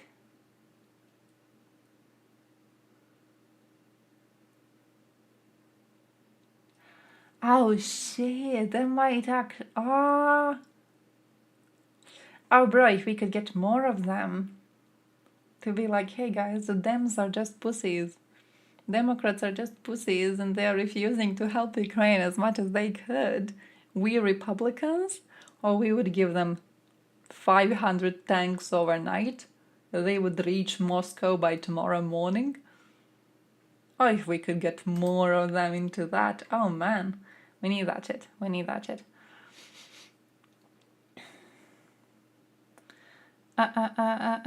Poland recognized Palestinian statehood several decades ago and recently voted to enhance Palestinians' rights in the UN. It was not a vote against Israel, but a vote in favor of a two-state solution. I understand that. He is quite anti-Russia, but he puts party politics over Ukraine and national security. He was also afraid of the MAGA wing of the Republican Party. So would this mean he is not afraid of the MAGA wing anymore? He is getting pushed into being a bit more normal?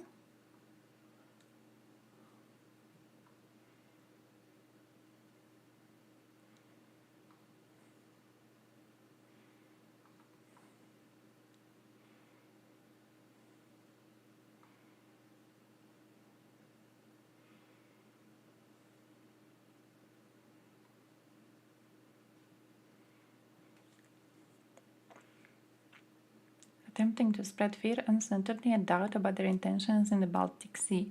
This is an obvious escalation against NATO, and the European Union must be met with an appropriately firm response. 10 hours ago, this is relating to the border changes, isn't it?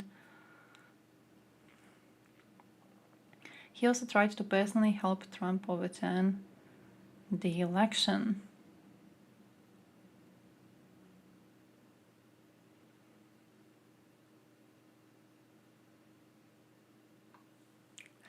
It gives me, it gives, I'm gonna be against whatever Biden's doing, regardless of what of how I should compromise my ideals in order to fit.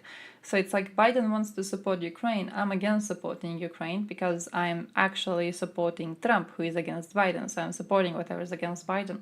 But now Biden's being criticized because he wasn't supporting Ukraine enough, and therefore Ukraine is losing some territory, partially because of me.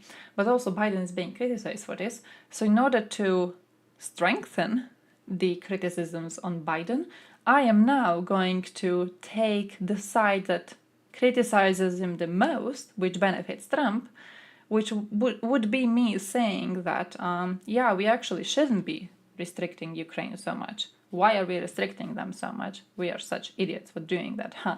Look at this stupid Biden restricting them. So, like, when I say it, it's just, damn, there's like no value to his opinions overall. No value to his stand. By the way, I'm gonna give you a link and then I'm running. Here's a link to a fundraiser if you're willing to help Diana. And I'm running away. Next stream, Friday at 5 in the evening. If there's anything you would like to be talking about on Friday, let me know. Send it to me. Mostly just like send me the link while we are streaming, because I do this thing in Discord where I open one link and then I get into a rabbit hole and then I don't open the next 20 links in the queue. So just come to the stream and drop me the link, right? But yeah, that's it. Tomorrow's the day when Putin's gonna be traveling to Iran. So, you know, hope our super ultra secret agent Aviron is going to be on his way too. And yeah, I'll be seeing ya. Good luck. Wish me luck at work. And also tomorrow is gonna be the day that I'm gonna be practicing my working on the Wacom tablet. So I'm trying to put my life in order, my man. Yeah, this Friday, I promise, this Friday. So yeah, stay strong, stay healthy.